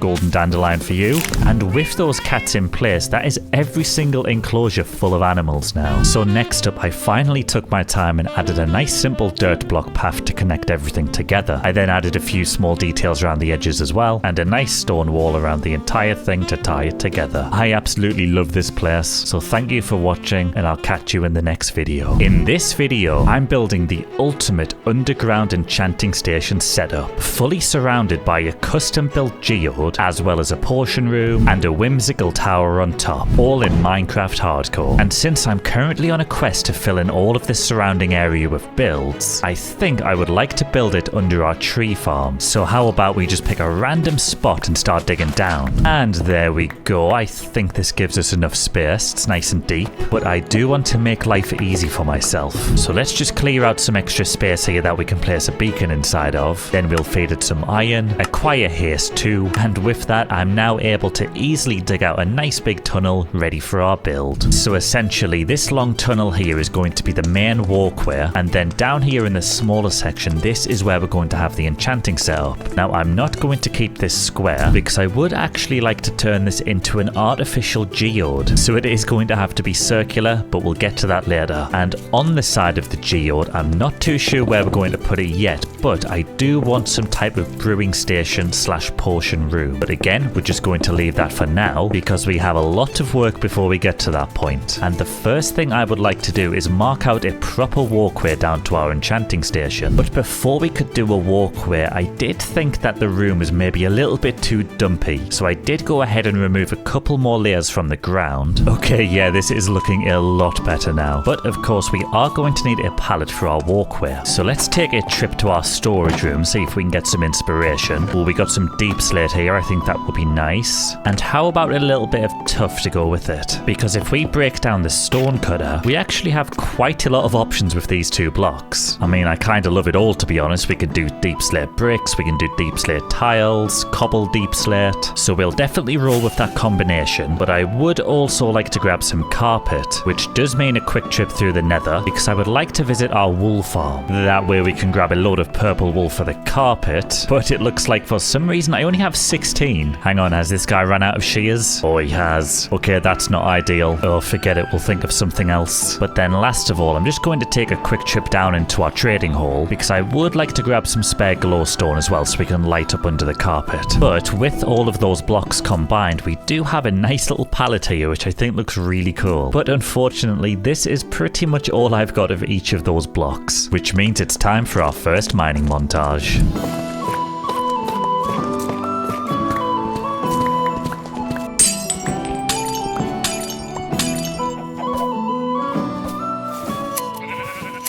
And okay, we are finally ready to get building. And I think what I'm going to do first is just run glowstone along the center here like this. And there we go, that is already adding such a nice ambience to the room with the light. But of course the texture itself is quite ugly, which is why we've brought the purple carpet. And I did choose purple because I feel like it just has a bit of a magic vibe about it. And next up, I'm just going to turn all of this tuff into chisel tuff, which I would just like to run along the outside here. And I'll also do the same on this side as well, which then just leaves us some nice space to get filled in with some deep slate. And all combined, this gives us a nice little pathway. But I know, it looks a little bit strange just plopped in the middle here with nothing else around it. But you know me by this point, and you've just got to trust the process. But now that we had a basic walkway in place, it was time to decorate the space around it. And I have a really cool idea for what we're going to do here. Again, you're going to have to use your imagination while I explain this. But what I want to do is dig a few blocks down, cover this bottom layer up in mossy cobblestone, and then what we could do is essentially have some water which covers this entire area. Now of course this one little bit is just an example, because first of all I am going to have to dig out the entire area, and the issue that I've now got is I don't have quite enough mossy cobblestone to fill these entire areas in. But I do think we should be okay, because 2 episodes ago I did build this giant village, and underneath this house here I've also built myself a moss farm. Oh, but it does look like the farm is broken. There's supposed to be lava on top of here, so let's just quickly pop over here and fill a bucket up, get this placed in the middle here, and then hopefully if we turn this bad boy on, oh yes, we fixed it, and it's broken again. Alright, let's turn that off. Might as well grab what we can though, but yeah, I don't think I'll be coming back down here again. So instead I think we'll just do it the good old-fashioned way and grab it all from a lush cave. But moss acquired, so let's just go ahead and get that all turned into mossy cobblestone, which we can then use to fill in the floors, and we'll also use it to fill in this gap here, and then finally we can just go ahead and get all of the water filled in. And there we go, we are just about finished with the water. We've done it on both sides, and already this is really transforming the area. Super excited to see how this is going to turn out. But I'm actually wondering, do we have any spare glowstone? Oh, we do, nice. Because what I'm thinking is actually removing the block in the ground closest to the wall here and getting that all replaced with a light source. And I'm hoping you can't really notice it once you're up on the pathway. Oh, you can't, nice. Okay, that's really cool. Let's just dig out the same on the other side as well. Then we can add the glowstone. Oh, this is looking so cool. It's going to look even better once we get the water decorated. I'm planning on putting like a load of drip leaves in here. We'll do lily pads, all sorts of cool stuff. But before we do that, I would like to maybe get the outline of some shapes on the wall, because I don't know quite how far forward they're going to come. I am just thinking of some wooden beams, but then once we get those in, we'll be able to decorate the water around it. So let's just head back out up top, because we do have the tree farm right here, and I definitely want to grab some spruce logs, and I think we'll also get some dark oak logs too, because I have quite a nice idea. But first of all, let's go ahead and craft ourselves some barrels, and then what I'm thinking is starting off with some dark oak logs in the water, plop a barrel on top there, and then come up all the rest of the way with stripped spruce logs. And then that gives us a really nice effect with the dark oak where it looks like the logs have been soaked. So let's just go ahead and get a few more of these things dotted around. Although I did have a quick change of plan and actually decided to use stripped dark oak logs instead of stripped spruce logs. And I am really glad we did, because this is looking so cool. It is a little bit dark up there in the corners, but don't worry, once we get all of the nice details in, everything is going to be illuminated properly. In fact, I have never done this mid-video before, but we have another shader pack that I tend to use for my thumbnails. Look how much that brightens the room up. Okay, yeah, I think we'll just play with these for the rest of the episode. Oh, it's made the water look so blue. But anyway, the struts are looking good, and there's plenty room left in between them all later for some decorations. Before we do that though, I would like to connect these struts up together with a nice archway. And for that, we are going to need a bunch of different spruce goodies. So let's see, we'll just grab everything like slabs, stairs. We'll take stripped spruce logs as well that we can turn into shelves. Oh, and we can't forget the trapdoors. And this is where things are going to start to get a little bit fiddly. But let's just see what we can do here. It shouldn't be too difficult. So I've just got some stairs leading into slabs here, and if we place a trapdoor in the middle, that should be the center block.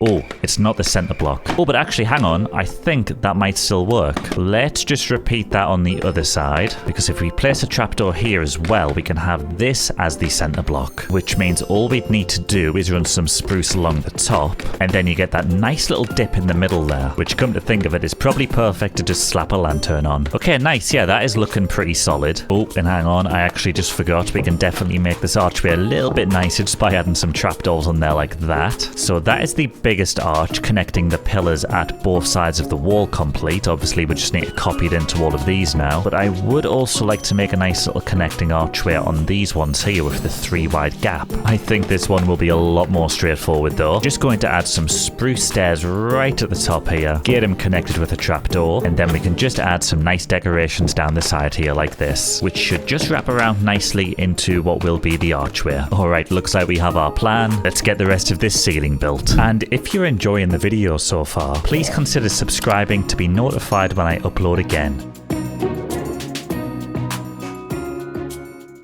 Oh, you know what? It's all starting to come together now. What a huge difference this has made. But the only problem that I have with it is I'm not too keen on just the lanterns. I think it looks maybe a little bit too plain up there. So I think what we'll do instead is fly all the way over here and take a visit to our nearby Lush cave. That way we can just grab a bunch of different glowberries. Oh, hang on a second. I've just realized you don't even pick these up with shears. What we need to do instead is grab a bunch of bones, turn them into bone meal, and then let's just put them on the ceiling here like this, and then we just need to spam the bone meal to make the glowberries. And then what we can do is just spam a few glowberries from the roof, get the ends snipped so they don't grow, and get them bone mealed for some light. Oh yes, I think that is quite the upgrade from some lanterns. But now that the ceiling is complete, I think I would like to move my attention to these gaps in the walls here, because once we've got all of those filled in, we'll finally be able to decorate this water. And I think the best option for decorating decorations in these sections are going to be bookshelves. And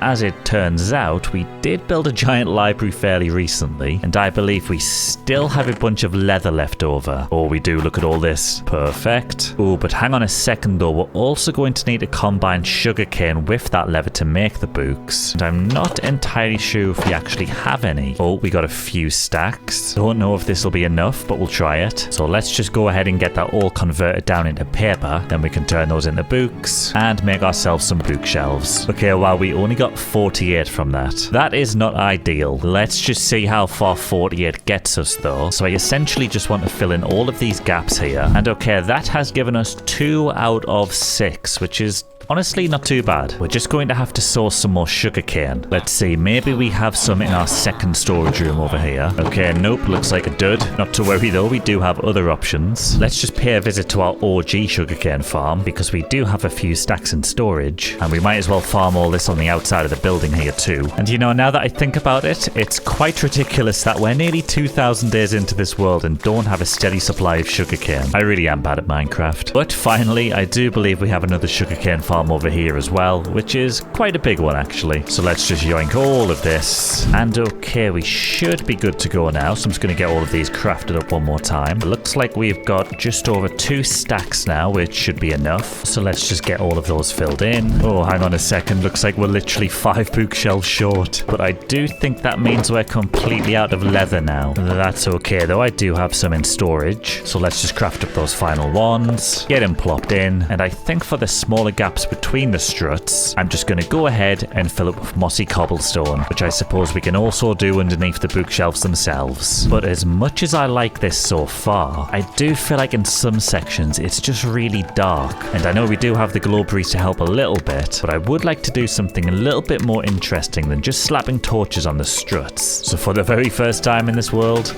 we're going to get frog lights. And to obtain frog lights, we're going to build this farm by Blaze Dude. So I spent the next bit of time gathering all of the materials that I needed to build the farm, and finally, with everything collected, made my way into the nether. And the reason we've come to the nether is because this is where we're going to build the frog farm. And something very important to note is all of these particles falling around us, because that means we have a basalt delta directly under our feet. And that's important because a basalt delta is the only place that will spawn magma cubes, and frogs will only create frog lights after they've eaten magma cubes. So now that we know exactly where a basalt delta is, I'm going to head back into the overworld, because we need to fly over to this nearby mangrove swamp, as this is the only place that we're going to be able to find the frogs that we need for our farm. Unfortunately though, I don't think there's any specific way you actually find these little guys. You just gotta run around and hope for the best. Oh, I can hear one. Where is he? Oh, he's there. Oh, it's the wrong type of frog. So the color of the frog will dictate the color of the light, and I would like pearlescent lights, which means we actually have to find the lighter colored frogs. Oh, this is going to take forever, isn't it?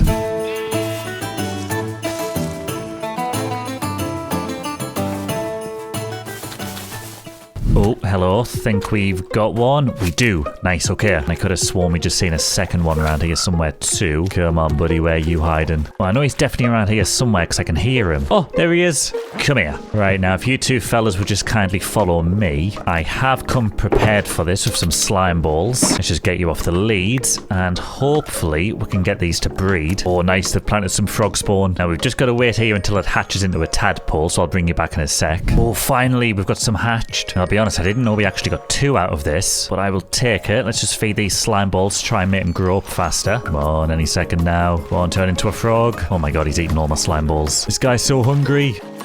Oh, there we go. Nice. All right, I'd like you to come back over here. Oh, wait, where'd the other tadpole go? Oh, you know what? Forget him. We've already got 3 frogs. I think that's going to be more than enough. But for this next part, I'm going to have to leave you guys here. So let's just craft a fence real quick. I mean, tie the leads to that. And next up, I've just head back into the nether because I would just like to build a nether pole real quick. And then hopefully this should bring us out right in the swamp by the frogs. Oh, yes, it worked. All right, let's pick all of our stuff up. And then you guys can just come through the portal here. Okay, nice. We've got our frogs in the nether now, so let's tie them to this post. In fact, let's just break that. We don't want you guys falling through. But okay, frogs and resources ready. Let's build this farm. But fairly quickly after I started constructing this thing, I did notice that something was wrong. Alright, this is going to sound so scuffed, but I actually made a mistake when looking at the resources for this farm. Turns out you actually need 64 powder snow buckets, but you can't stack them and I cannot be bothered to make 64 buckets. So despite having already started this farm, I'm actually just going to fill in the floor here. I'm then going to place a glass border around the edge of the platform. I'm now just going to build a staircase up to the top, and you can probably see where I'm going with this. And then all I'm going to do is fly back over here, grab our frogs, and bring them over to our scuffed platform area. And come on boys, in you get. Now we can just take them off the leads, get rid of all the torches, even though I'm not convinced they make a difference here because we've had some spawn anywhere. And hang on, if we just pop into free cam, we can fly down and see what's going on, because hopefully these guys should just eat the cubes. Oh yes, they're doing it. Look, we got frog lights popping up.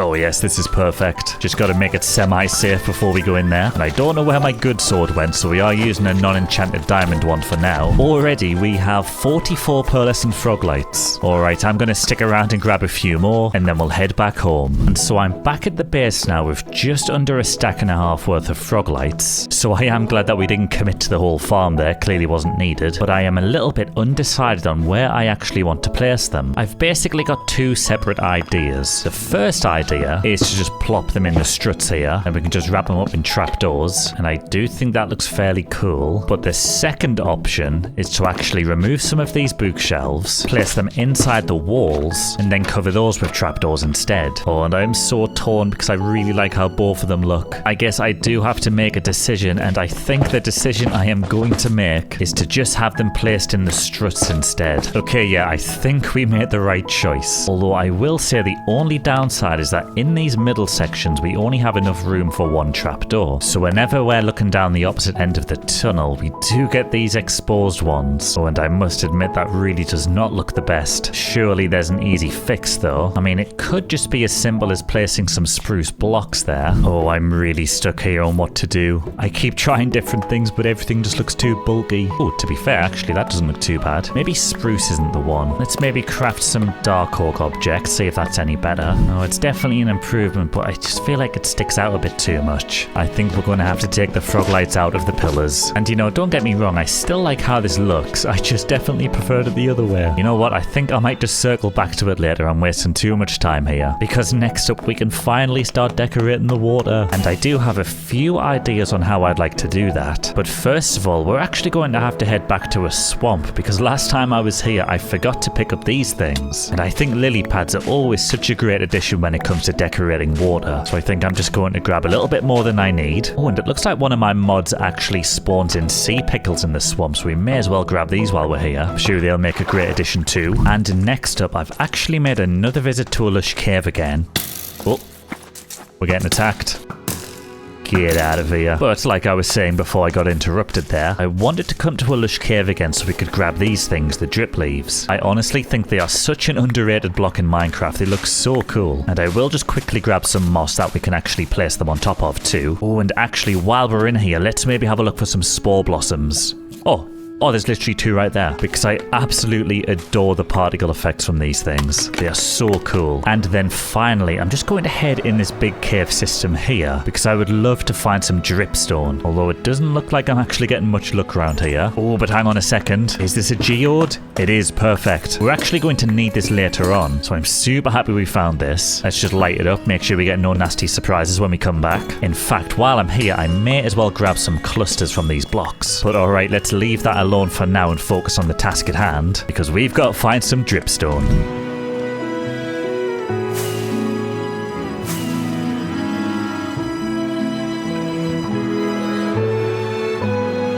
Hold on a second.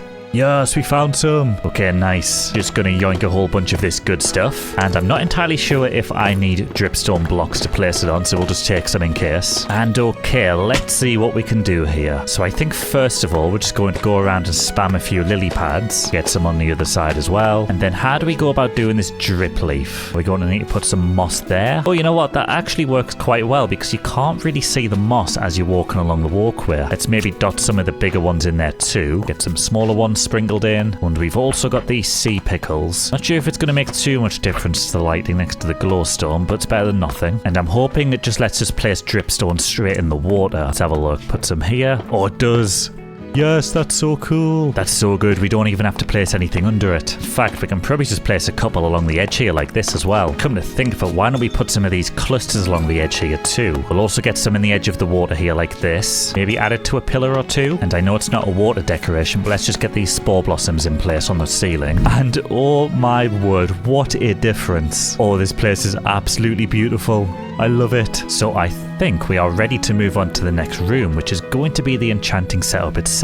So I think it's going to be best by building a proper entrance first. So let's just grab some more dark oak logs, and I'll also grab some more barrels. And I'm just going to repeat what I've done with the other pillars, which means placing some dark oak down, adding a barrel, and building the rest with stripped. Okay, yeah, that's looking good. I think I'll also just run one across the top here. And then for the next bit, I think I'm just going to try and create a nice little archway. And there we go. I think something like that will do. And then to finish off, let's just add a few more details along the top. Oh, there we go, looking good. I also just added some clusters on the top there, which I think is a really nice touch. Oh, and actually, why don't we just get a lantern in the middle there like that? All right, that's perfect. And next up, I think I'm just going to fill in these sides here with moss blocks. But anyway, now that the entrance is done, I do want to build the room itself. And I think I mentioned earlier that I want to basically make this into a giant geode, which is exactly why I made a note of that geode that we just found earlier on, because we are essentially going to have to gut this entire thing. I'm going to need all of the amethyst blocks that we can grab. I'm also going to need a load of calcite, and I'm not entirely sure if I want to use smooth basalt, but I'll grab a load of it anyway. Alright, resources acquired. Let's get building. And for anybody still watching at this point, prove it and comment the word geode.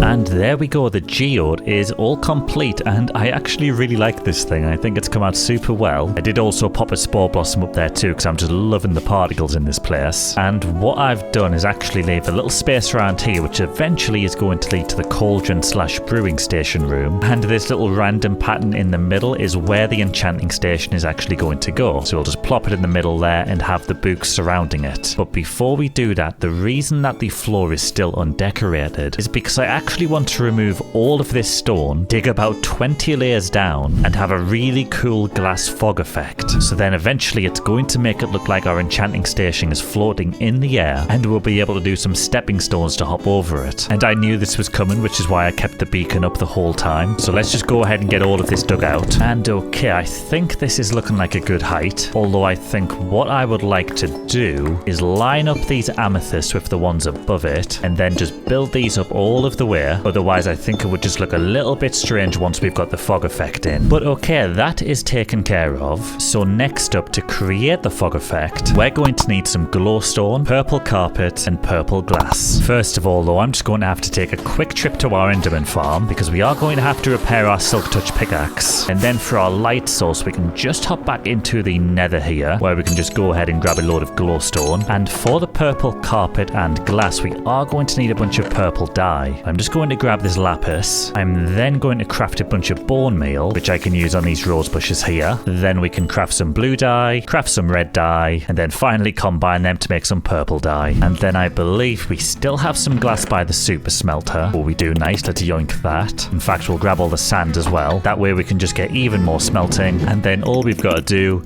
is get it all crafted up. And building this fog effect is actually quite straightforward. All I have to do is start by placing a layer of glowstone at the bottom. Then we go ahead and just cover this with the purple carpet, and then finally all we have to do is place purple stained glass every other layer. Oh, and just take a look how good this fog has come out. This is so good. And the worst part is it would have been even better, but I actually miscounted how deep the hole was. I was supposed to have one more layer of glass, but hey, I'm not going to complain too much because this still looks amazing. So let's just go ahead and plop down some mossy cobblestone, and then these can be like the floating stepping stones. Although to be honest, I kind of wish I made them go all the way down to the bottom too, but I am not changing it now, because instead it is actually time to get the enchanting station on this thing. So let's just go ahead and craft an enchanting table, and I'm going to head down into my trading hall because I did find this chest full of leather, which we're obviously going to need for bookshelves, which does also mean visiting our sugarcane farm one more time. That way we can craft all of the bookshelves that we need, so then we can go ahead and just begin to lay the whole setup out. This may just be the coolest thing I think I've ever built. And you know what, why don't we also just hide a lantern down here as well? Oh nice, yes, that makes the table glow. And we still have some clusters left over as well, so let's just get these placed down and just take a look at that. I absolutely love this thing. And for anyone who's wondering, it is a level 30 enchantment setup here, so we get the full power of 15 bookshelves, and honestly I am just absolutely in love with this thing. But of course there is still quite a lot to work on, and next up I would definitely like to tackle the potion room, so let's just make some stepping stones in this direction now too, and I'm just going to go ahead and dig out a fairly sizable chunk, and there we go. I'm thinking something about this size, definitely nothing too big. And in terms of decoration, I am definitely going to want to use some spruce wood. I'll maybe grab a little bit extra dark oak as well, and come to think of it, we have used hardly any oak wood this episode, so let's go ahead and grab a bunch of this. And lastly, I'm also going to grab some of this deep slate, and then what we can do is start placing some barrels down along the edge of the wall here like this. And I know what you're thinking, it looks a little bit strange having this gap here, but you gotta trust me, I've got a plan. And in fact, come to think of it, I've just realized we're gonna have to remove this layer of wall as well, because what I would like to do is take some deep slate bricks and just use it to fill in all of the back walls, which does look a little bit strange right now, but don't worry, there will be a ceiling on this soon. But anyway, let's just make some oak pillars up from the barrels, which we can then connect with those little archways that we love to do. There we go, looking pretty solid so far. But now that's done, we can just go ahead and get a ceiling in, which I am just going to do with oak logs, with the combination of spruce trapdoors and spruce slabs. And there we go, that is more or less it for the ceiling, as well as the patterns around the side here, although I did chuck some calcite in the top, as well as just fill in the rest of the wall with the amethyst blocks too. But I do actually think I've had a better idea for what we can put where these trapdoors are instead. But to do that, we are going to have to grab some redstone, which we can use to craft some redstone lamps, as well as some redstone blocks. And then if we just pop the oak wood out, we can place a block of redstone there and a redstone lamp there. Now let's just get that repeated, and oh yes, that is looking so much better. And finally, I think for the floor, we'll just go with the good old reliable spruce planks. And now that the room's all taken care of, it's finally time to fill it up.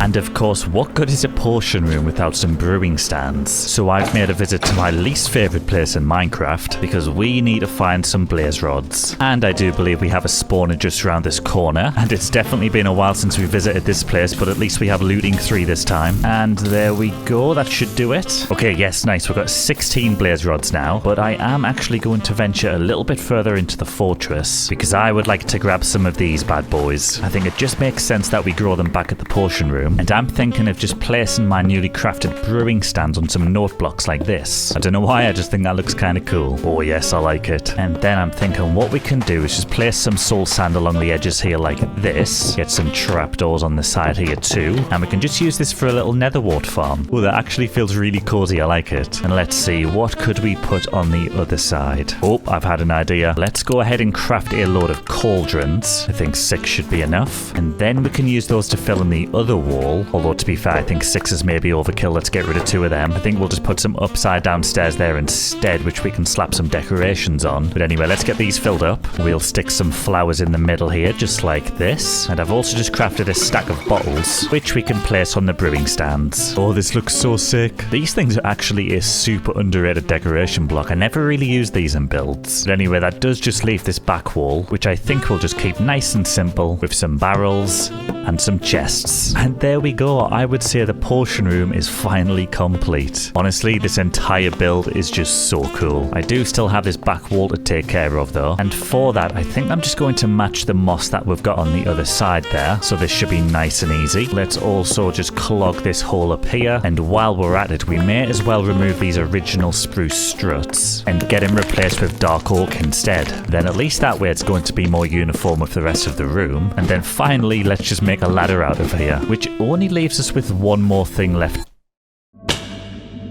Whoops. Like I was about to say, that only leaves us with one more thing left to do. We of course need to put a building on top of this thing. But before I could build anything, I did have to clear out the giant tree farm that was in the way. But once that was sorted, I grabbed a few materials and got building. And I was actually a bit stumped on this build, so I had to plan it out in creative mode first. But either way, I'm happy with the final result. And as usual, I slapped a nice crop field around the back. I'm super happy with today's progress, and next episode is going to be a big one as I finally plan on connecting all of our builds to finalize the area. I'm super excited, and I hope to catch you on the next one. Hello, Future Jobbin here. Just wanted to explain that the next episode you're about to see actually happened before we started the Kingdom Mega Project. I just didn't feel like it would have been a good introduction to the movie, so I've moved it to this section instead. Enjoy. End portals are just so boring. So in this video, I'm going to upgrade them with this giant entrance, including a beautiful custom cherry tree and a base with everything I need to survive in Minecraft Hardcore. But our closest stronghold is currently located under this giant hill, and I definitely do not feel like digging out this entire area. So I plugged our seed into this online tool which shows all locations of different strongholds in the world, and this one in particular really caught my eye. But as you can see in the top left, I have had to travel 10,000 blocks to get here, but I think it's worth it because we have this beautiful ocean surrounded by coral reefs. So let's just dig straight down, and hopefully we should pop out right in the stronghold. Uh-oh, please don't drown. I don't like this. Oh, we're through. Whew. But near-death experiences aside, all I had to do was find the portal, make sure that it was safe, and dig directly back up to the surface. And now that we know exactly where the portal is, I'm just going to fly on over to this island where I can grab a bunch of sandstone that I can just place over our little hole here and build all the way up to mark the exact center of our soon-to-be build. And now I have to fly 10,000 blocks home just to get some resources. Oh, I should have thought about this earlier. And we're finally home. Oh, that took so long. Get me to my storage room. And all I really want to do for now is grab all of our dirt and chuck it in a shulker box, because I want to use this to mark out the perimeter of our new build. But most importantly, I actually want to grab this obsidian, as well as crafting a new flint and steel, and this time heading into the nether, because using the nether to travel instead of the overworld is just going to save us so much time. Alright, this should be the spot. So let's just build a nice little nether portal here. Alright, let's see if this worked. Uh-oh, I think I did it wrong. We're on the complete other side of the world. Well, that was a waste of time. Oh man, that means I have to travel another 2,000 blocks to put the right portal down, and honestly, with 5 fireworks, I don't think we're going to make it. So I'm just going to have to head home instead to get more fireworks. Oh, this is going badly already. Alright, we made it back with 1 firework left. So let's just grab some gunpowder. Oh, come on. What have I done to deserve this? Well, looks like we're going to have to go to our creeper farm. The only problem is that's more than 1 firework rocket away. So I guess I'm just going to have to go on foot. Oh, great. There's no ladder. Well, the sun's going down at least. I guess we're just going to have to fight some creepers.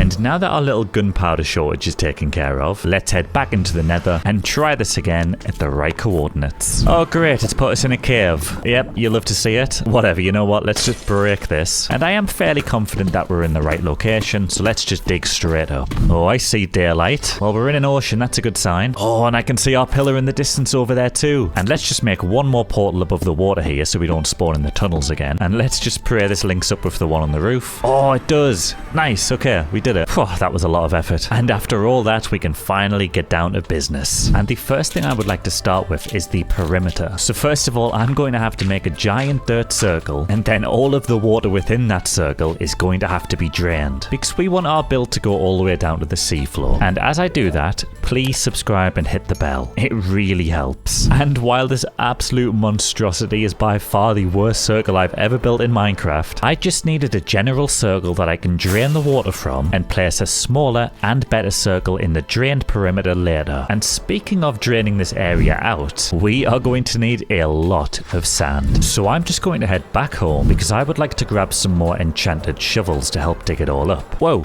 hang on. Why do I have such low FPS in this village? Wait a second. Did I possibly leave on the villager farm from episode 2? Oh my word. Guys, I am so sorry. You deserve better living standards than this. And I deserve better frames than this too. So let's just make a quick pit stop at our lava farm. Okay, anybody who loves villagers, this is your warning. Look away from the screen.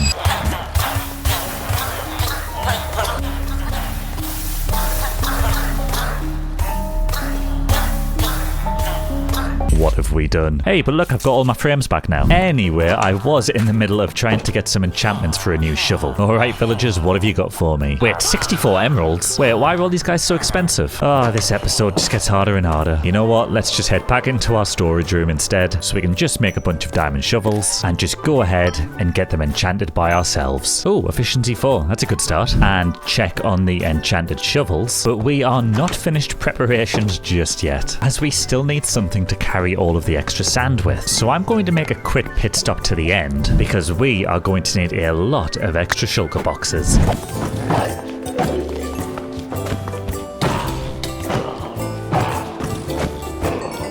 And bada bing, bada boom.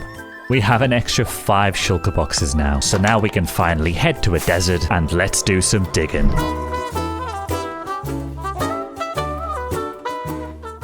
Alright, sand acquired. Now this is where things are going to get a little bit tedious for me. All I have to do is drop sand down like this on each piece of dirt until it stacks all the way up to the top like that. And I just have to do that on every single square of this entire circle. What am I getting myself into here? You guys better hit the like button for this. Now all I'll say is 5 shulker boxes definitely wasn't enough. But after a couple more visits to the desert, we got sorted eventually. And we have finally finished the initial circle. I've got to be honest, I think I kind of misjudged just how big this thing was. But it does look pretty cool, despite it being far from a perfect circle. And I may have spent my entire Saturday doing this, but I would say that it's worth it, because it is finally going to enable us to drain all of this water. Which brings us on to the next step.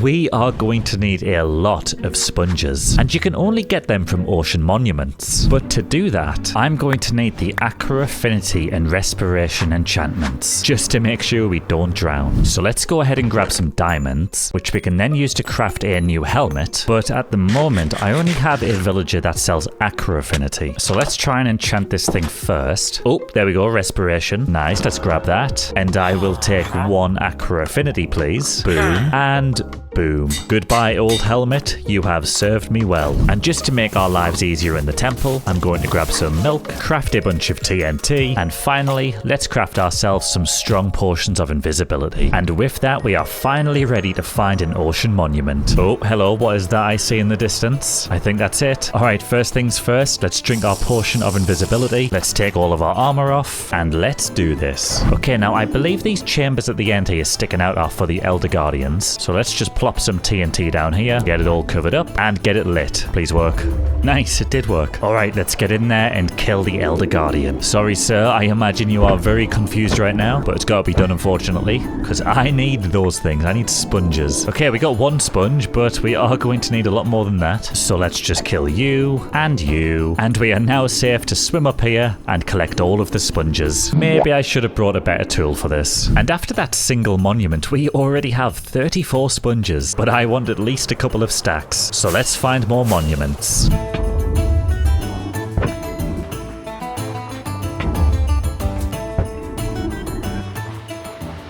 And okay, with almost 3 stacks of sponges, I think we are ready to get started here. Admittedly, I have never used sponges before, which is kind of crazy considering how long I've been playing this game. So I don't know what to expect here, but here we go. And boom.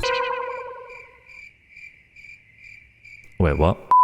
Oh, hang on a second, these are all wet sponges. I completely forgot that I found them underwater. Not to worry though, all we have to do is lay them out in the nether and they should dry up nice and easily. And boom. So if we just place these every 5 or so blocks, we should hit a nice even spread on the water. I think it's probably easier to do this from underwater as well, but let's just keep going for now. And that is already 1 layer, just about done. And it definitely wasn't too bad, although I do think this is definitely going to take a good few hours to get through. But hey, I knew what I signed up for here. Let's kick it into a montage.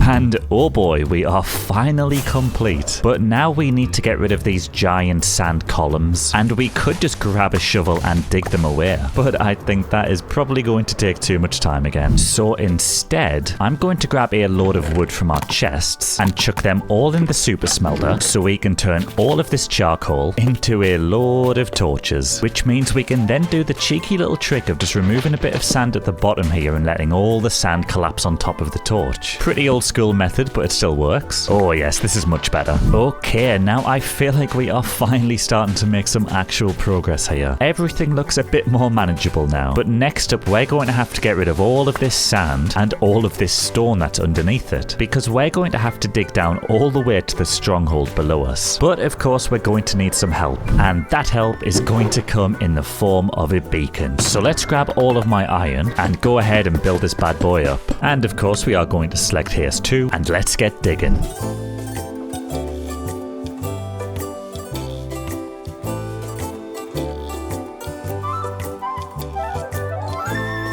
And that is one giant circle fully decimated. Now it is a little bit messy in some places and a little bit uneven in the middle, but that's okay because we're not going to use all of this space, which is going to become obvious during our next step, which is going to be building the outline of our actual build. Now that is going to be another circle, and I would like to use a block that we've not actually used in this world before. And it could be quite dangerous to get because I would like a load of blackstone, and unfortunately the nether is the only place we can get it. But as long as we stay away from bastions, I think we should be fine. And lava, gotta stay away from lava too. So I'm just going to grab a good amount of this, and then we'll head back to our circle.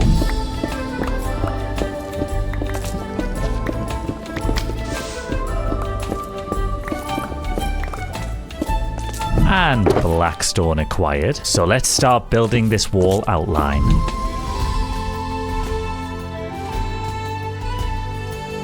Oh, the vision is starting to come together. I'm so happy we're actually building now after all of this setup. So these two circles running along the outside are going to make up the outer wall. Then we'll have an empty gap in the middle, which we'll fill with something cool. And in the center, that is going to be the platform down to the end. And of course, we're going to raise all of these walls well above sea level. And then all of the empty space on the outside here will just be water when we remove the sand. But to build the walls, we are going to have to decide on a block palette. Let's see, we're definitely going to want some stone for this. And you know what, while we're here, let's grab some cobblestone and andesite and granite. Oh, and we got to do some deep slate. Maybe I'm getting a little bit carried away. I'll see you in a sec. And what do we think of this? I think we've actually managed to get a super nice gradient here. Starting off, of course, with the black stone, but then that moves into some lighter blocks like deep slate into tough. Then we've got some stone variants like cobblestone, andesite, and smooth stone. Then we just finish up here at the end with diorite and calcite. Of course, the walls are going to be pretty tall, so there'll be a few blocks per layer of the gradient. And honestly, most importantly, all of these blocks are nice and easy to collect. So I think it will be a good idea to build up the gradient just at one part of the wall, and then at least I'll get a good idea of how many blocks I need. And okay, this is what we are working with. That is definitely quite tall, but I do like it. It's definitely a good distance above the sea level, which is what we want. But now we're going to have to get all of these blocks to fill in all of these circles. This is one grindy episode, but those blocks ain't gonna dig themselves up. And honestly, I don't know whether to laugh or cry, because I'm condensing down several days of work into a 20-second montage here, but it wasn't the most exciting thing in the world after all, so you get the short version of events instead.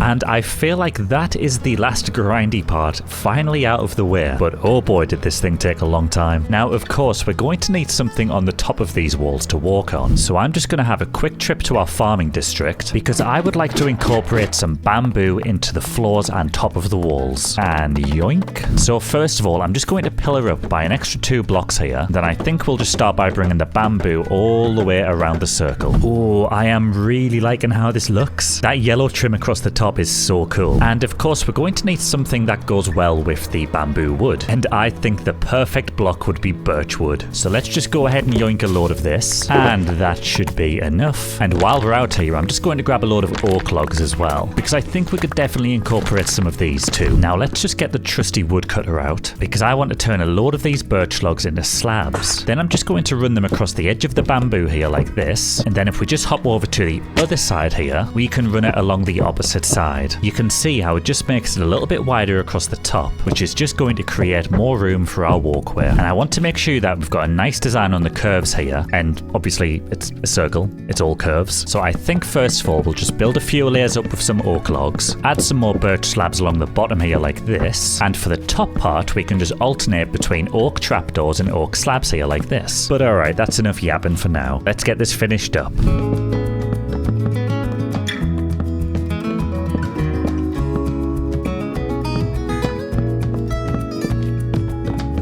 Now that actually took quite a bit longer than I was expecting, but I'm glad we done it because it looks really cool. We've got some nice details going all the way around the side now, and this empty space in the middle here is finally ready for our walkway. And since we're building in the middle of an ocean surrounded by blue, I think it will be a really nice idea to have the tops all green and vibrant. So I'm just going to go ahead and grab a load of these grass blocks, which I can then use to fill in all of these gaps between the wood.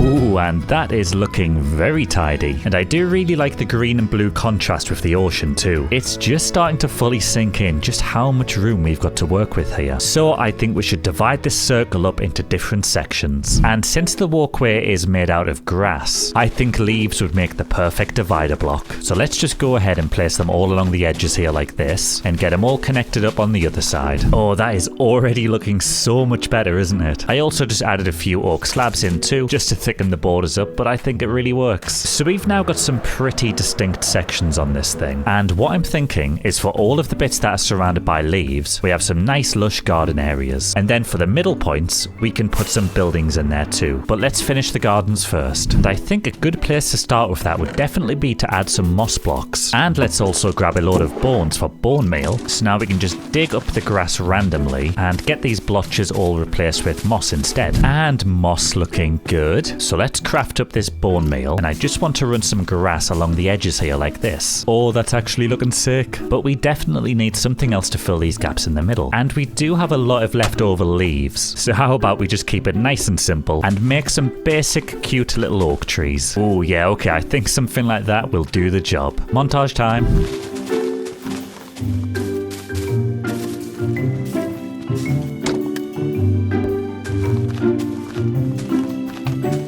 And just like that, the gardens are nice and complete. I really like these things too. They are of course very simple, but that was intentional. I kind of just wanted something neat and tidy, you know? Now I'll be honest, I am fighting the urges to turn some of these into giant crop fields, because you know I love a good crop field. So maybe I'll have a change of heart towards the end of the episode, but for now, I think these gardens will do. Which brings us on to the next section. We still have these 4 big empty sections on the circle, and I definitely want to start by building a nice big house here, so that way we can store all of our goodies and have a functioning base around our end portal. Now for this build, I think I want to go with some type of Japanese kind of inspired aesthetic. Since we'll be building a giant cherry tree above the end portal, it does make sense. So I think we should start with some mangrove logs. Oh, we're definitely a bit low on them. Let me just grab some saplings. We'll get some spruce wood too, which we are completely out of. Brilliant. I guess we're grabbing these saplings as well. And let's also grab some bamboo wood. But since we're out of wood, we are definitely going to have to plant some trees. And I always forget how to do mangrove every single time. Let's see, do we just put some grass in the water? Oh, we do, okay. Nice. And luckily, I do have a beautiful tree chopping mod on, which makes mangrove collection super straightforward too. And let's just take a little mosey on over to our podzol patch, so we can also grab a load of spruce wood. Nice. And real quick, before we get back to building, I'm going to have a trip to our mob farm because I'm on my last stack of firework rockets. Now that is much better. Let's get back to it. And here are all of the blocks that I've decided to use in this palette. We're going to go with the classic andesite and stone foundation, have some nice sandstone walls, and then for the roof and other details, we're going to go with bamboo, deep slate, and mangrove. So let's just get a quick floor plan in here, just so we at least know what we're working with. And there we go. I think something like this this will make a good size. Now the only unfortunate thing is I have actually gone over the edge a little bit because I didn't want to make it too small, which of course means I'm going to have to put some extra effort in to make that blend properly, but it should be worth it. Alright, we've got our plan, let's get it done. And if you're still watching at this point, prove it and comment the word bubbles.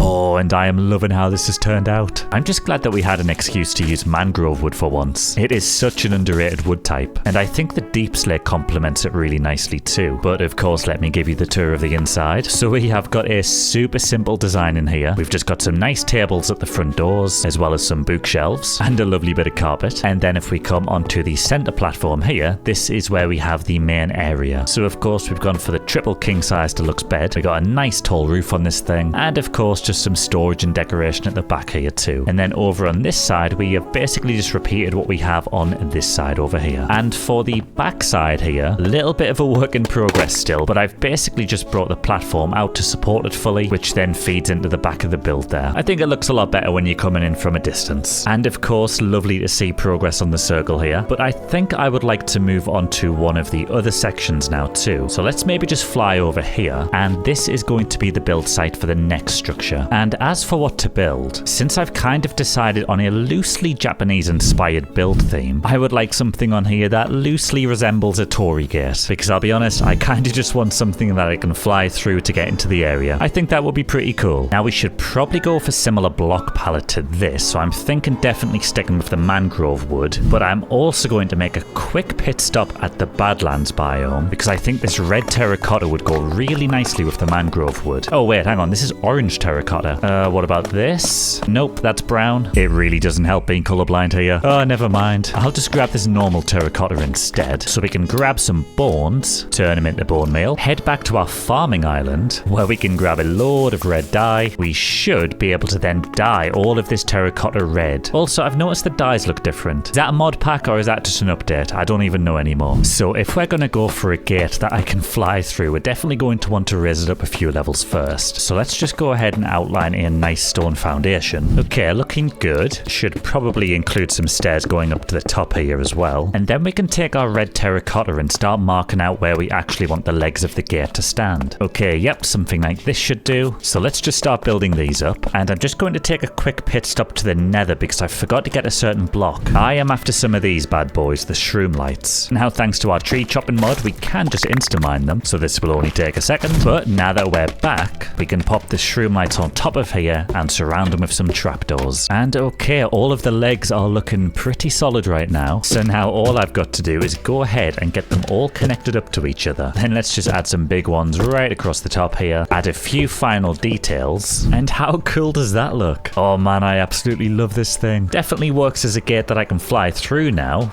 But to be honest, it's kind of feeling a little bit empty in these sections. And I think I have the perfect idea. And all we're going to need for this is some bamboo stairs and some bamboo trapdoors. But first off, I just want to pillar up by 3 blocks and place a shroom light here. Then let's just place some blocks on the outside here like this and round it off with some bamboo stairs. Then I'm just going to spam some trapdoors. Okay, you can probably see what I'm going for now. I basically just want a type of gong hanging from the center here. And I really like the shape, but I think we should hang it with some iron chains. Then all that was left to do was thicken the struts up a little bit with some walls and fences and add an oak leaf border around the edge. Oh, and there's the final product. So this is what we'll see when we're approaching the island. Oh, this looks so good.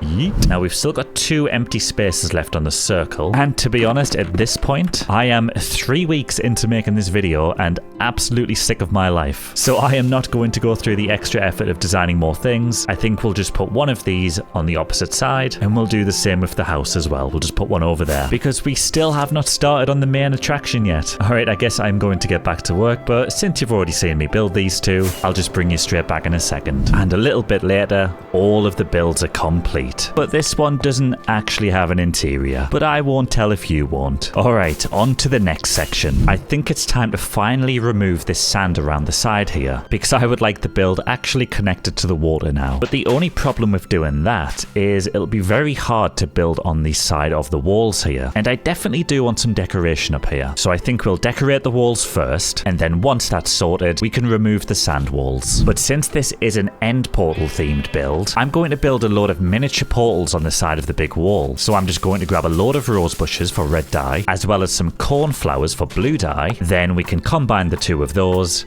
to make purple dye. But of course I'm going to need a lot more than that. Although luckily this shouldn't take too long, these things are everywhere after all. And then all I've got to do is grab things like purple wool, purple terracotta, which we can get smelted up into purple glazed terracotta. Let's also craft some purple concrete powder and turn a load of that into purple concrete. Alright, slight change of plan. I did also grab some magenta blocks because I feel like that's going to make a nice gradient with the purple. So let's just get ourselves down here. Now I think I want the portals here on each side where the diorite is. So let's just build out a little bit so we don't fall off. And I'm thinking the gradient for the portal should look something like this. So we start with the darker purple blocks, which then lead into the magenta blocks. And I did get some magenta concrete powder, but to be honest, I'm kind of looking at this now thinking we don't really need it. But let's see what we can do here. So I'm just going to try and make a circle first with these blocks. Okay, yeah, something like that is a good start. I know it looks a bit square right now, but trust the process. Let's just keep placing blocks, and we can see the inside is already starting to round off a little bit better. But now let's switch to the magenta blocks across the middle here like this, because I would like to place some gravity blocks in. And obviously we need blocks for those to stand on. So let's just finish off with magenta concrete and some purple concrete powder. Okay, cool. That is looking a lot more like a circle now. Of course, the outside itself is still quite square, but that's why I brought all of this wood with me. So let's go ahead and craft all of these dark oak logs into planks. And I want to just build on the outside of it here like this, and hopefully we can get a bit more of a circle shape going on. Oh, this bit's definitely a bit more awkward to build, but I do think it's going to be worth it. Looking good so far. I've left this gap on the side here like this so we can run some wood along the side and connect it with the other ones. I do, however, quickly just want to put some trapdoors on the corners here like this, and that should definitely round it out a little bit more. Nice. And I know we're supposed to be building a giant end portal, not nether portal, but portal's a portal. Alright, now I've just got to build this 3 more times around the circle and get it all connected up. Time for another montage.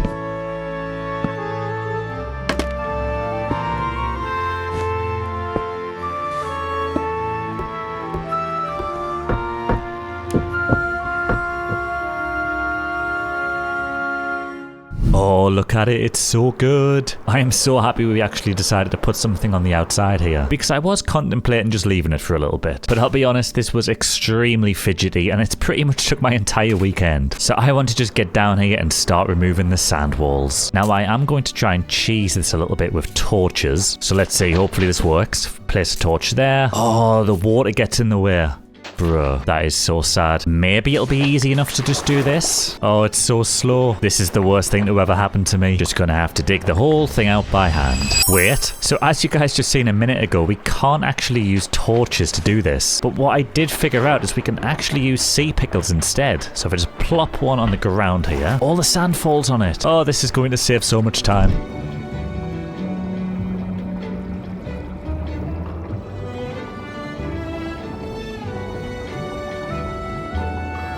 Oh, and look at that. It is so much better without that dumb circle around it, isn't it? Oh yes, I'm happy with that. But next up, I actually want to work on this middle section now, because as it currently stands, this thing is a total eyesore. And what I would like to do is get a load of black and grey glass. Then we can just stack a few layers up on the inside of this circle to create like a misty fog effect. I think that'll be really cool. But to create all of that glass, we are going to need a lot of black and grey dye. That's right. We're going to have to build a squid farm. So I am just approaching an ocean monument that we found earlier in the episode, because this is where the squid farm is going to go. Let's drink this potion of invisibility. And the good thing is that these farms are super easy to build. I'm just following this tutorial here by Trilloms. Okay, farm all set and ready to go. Excuse the note block. It's a bit annoying. In fact, can we turn that down? Yes, we can. Get off. But this is where things are going to get a little bit complicated. Now you can see all around us the Guardians have been killing squid and making them drop their ink sacs. So the question is, how do we get those ink sacs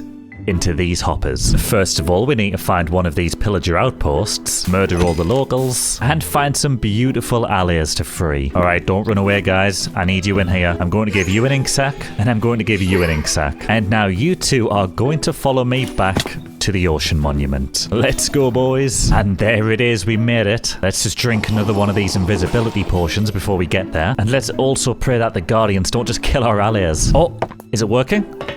Oh, I think it's working. Oh, it looks like the Guardians can't even get them. All right, come on, my little minions. Come deposit it. So yeah, I am just going to leave this running for the rest of the day, and hopefully we'll have a double chest when we get back. All right, it's been a good few hours now, so let's pop down and see what we've got. Come on. Oh, we've got loads. I'm going to have to come back with some more invisibility potions so we can get the rest. But let's just head home first. Okay, it's 1 black dye per 1 ink sac. But I believe we only need 1 ink sac to dye the glass. So we get 8 bits of stained glass for every bit of black dye. And I already have unlimited bone meal that we get from our skeleton farm. So we can also make the grey dye, which gives us 2. And of course, we can get those crafted with the same exchange rate. All right, that tiny little squid farm is very OP. So I'm going to do some more crafting, grab an absolute buttload of shroom lights for the bottom layer of our fog effect, and let's build this middle section.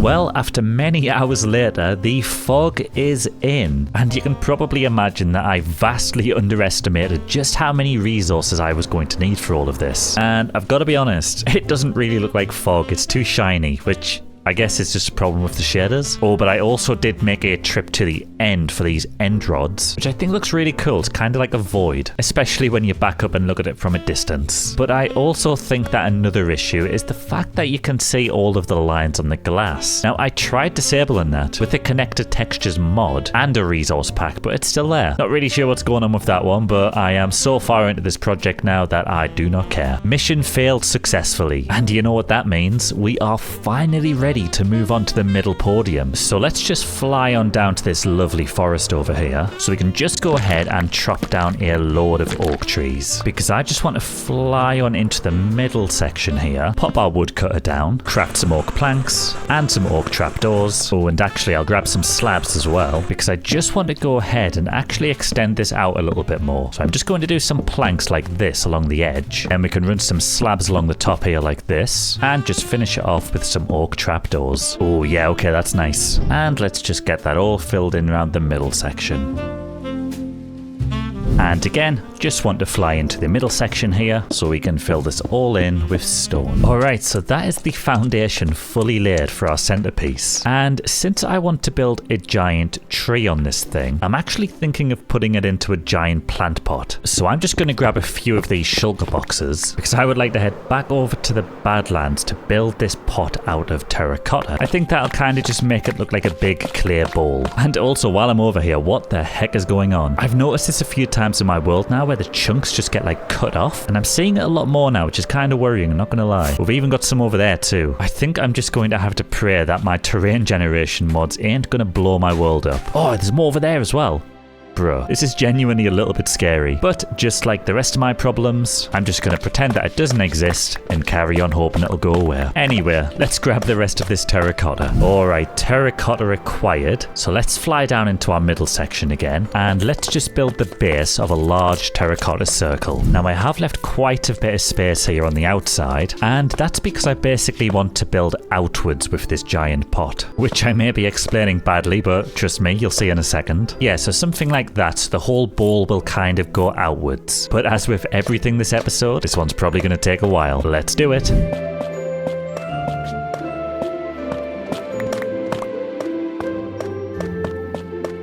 And okay, plant pot is looking pretty cool actually, at least on the outside. We still have all of this space to fill, but I don't think I'm actually going to have anything on the ground over here. I think we'll just grab some blocks instead and just cover the top. And since it's a giant plant pot, we are going to need soily blocks. Oh, actually, ignore me saying soily blocks, I don't like the sound of that. But of course, what I mean by soily blocks is definitely some rooted dirt, as well as some lovely coarse dirt, some regular dirt and grass blocks, nice. And we can't go wrong with some oak leaves too. So yeah, all we've got to do is go around and make it look soily. Shouldn't be too hard. And okay, we've got a pretty good baseline here. I did also add some leftover shroom lights in, which we can put some moss carpets over later. But what I want to do is come to the edge here like this and just start building around the edges. That way we can have another layer moving towards the outside of the bowl. Oh, nice. The second layer looks really good. I think I'd just like to do one more layer though, and that should get us nice and lined up with the edge here.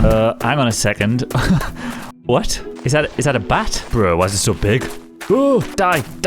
Oh, there's more of them. Is this a texture pack gone wrong or something? I can't even kill them. What is going on? Okay, my game's completely broken now. Ah, whatever. You know what? Let's just ignore them and I'll fix it later. All right, I've got good news. And I've got better news. The good news is that the plant pot platforms are finally done, but the even better news is the bats are normal again. Turns out my fresh animation texture pack was messing them up. But okay, all I want to do now is go around and add some nature blocks in. We'll get some leaves down, we'll plant some ferns. I also want to get some moss carpet sprinkled in over the shroom lights and in some of the corners too. And let's just sprinkle in some slabs so that it's a lot easier to walk around. And okay, this is looking pretty good. I did have to make another trip to a forest to grab some extra ferns, but I do think it was worth it though, because this is looking pretty solid. Oh, and also just on the outside of the bowl I've added these little plant pots. There's not really much to it, but I did feel like we had to add something there. And actually, in fact, why don't we just grab some bone meal, because I think this is looking a little bit flat, so it wouldn't hurt to spice it up. Now, I'll be honest, we are kind of in the home stretch now. I am going to decorate the middle column because I want to get some of these fake portals on them too. But before we do that, I actually want to add some cool decorations on the side of the pot here. And then once we've got something there, we can run it down the side, which will connect up to the portals. So let's just clear out the lawn here. Get a nice chunk of oak wood coming off the front. Now let's raise it up by a couple blocks. So we've got something like that. Then we're going to start to curve it back in on itself like this. And just a little bit later, we are going to be left with something that kind of resembles an S. Let's take a look at this bad boy. Okay, a little bit of a mess right now, but I'm a believer. Let's just add in some extra details like trapdoors, oak fences, some lovely birch wood for a nice accent, and sometime later we have a big twisty spinny spiral thing, whatever you want to call this. And oh boy, does it look good from up here. But you guessed it though, I'm not just going to go with one. I want one on each side of the plant pot, which makes 4 in total, just to even everything out. And of course I did say that I wanted to put portals on the middle structure, and these are just a smaller copy of what we built earlier, but I don't really think that matters because they look great anywhere. And oh baby, this is finally actually coming together now. What a difference this makes to the plant pot. I am so happy with how these things look. Definitely the perfect frame and device for the tree that's about to go on there. I'm also really happy with the portals down here too. And one extra detail actually, since I had some spare end rods left over from the floor, I've actually gone ahead and put them inside of the portals themselves. I've done the same on the outside here too, and I think they look really good. But I'm going to be honest guys, I'm currently over 140 hours into this project. It has non-stop been consuming my entire life for the past 6 weeks. So for that reason, I am absolutely not messing around anymore. So I'm just going to go ahead and grab all the materials that we need for our tree, and let's do this.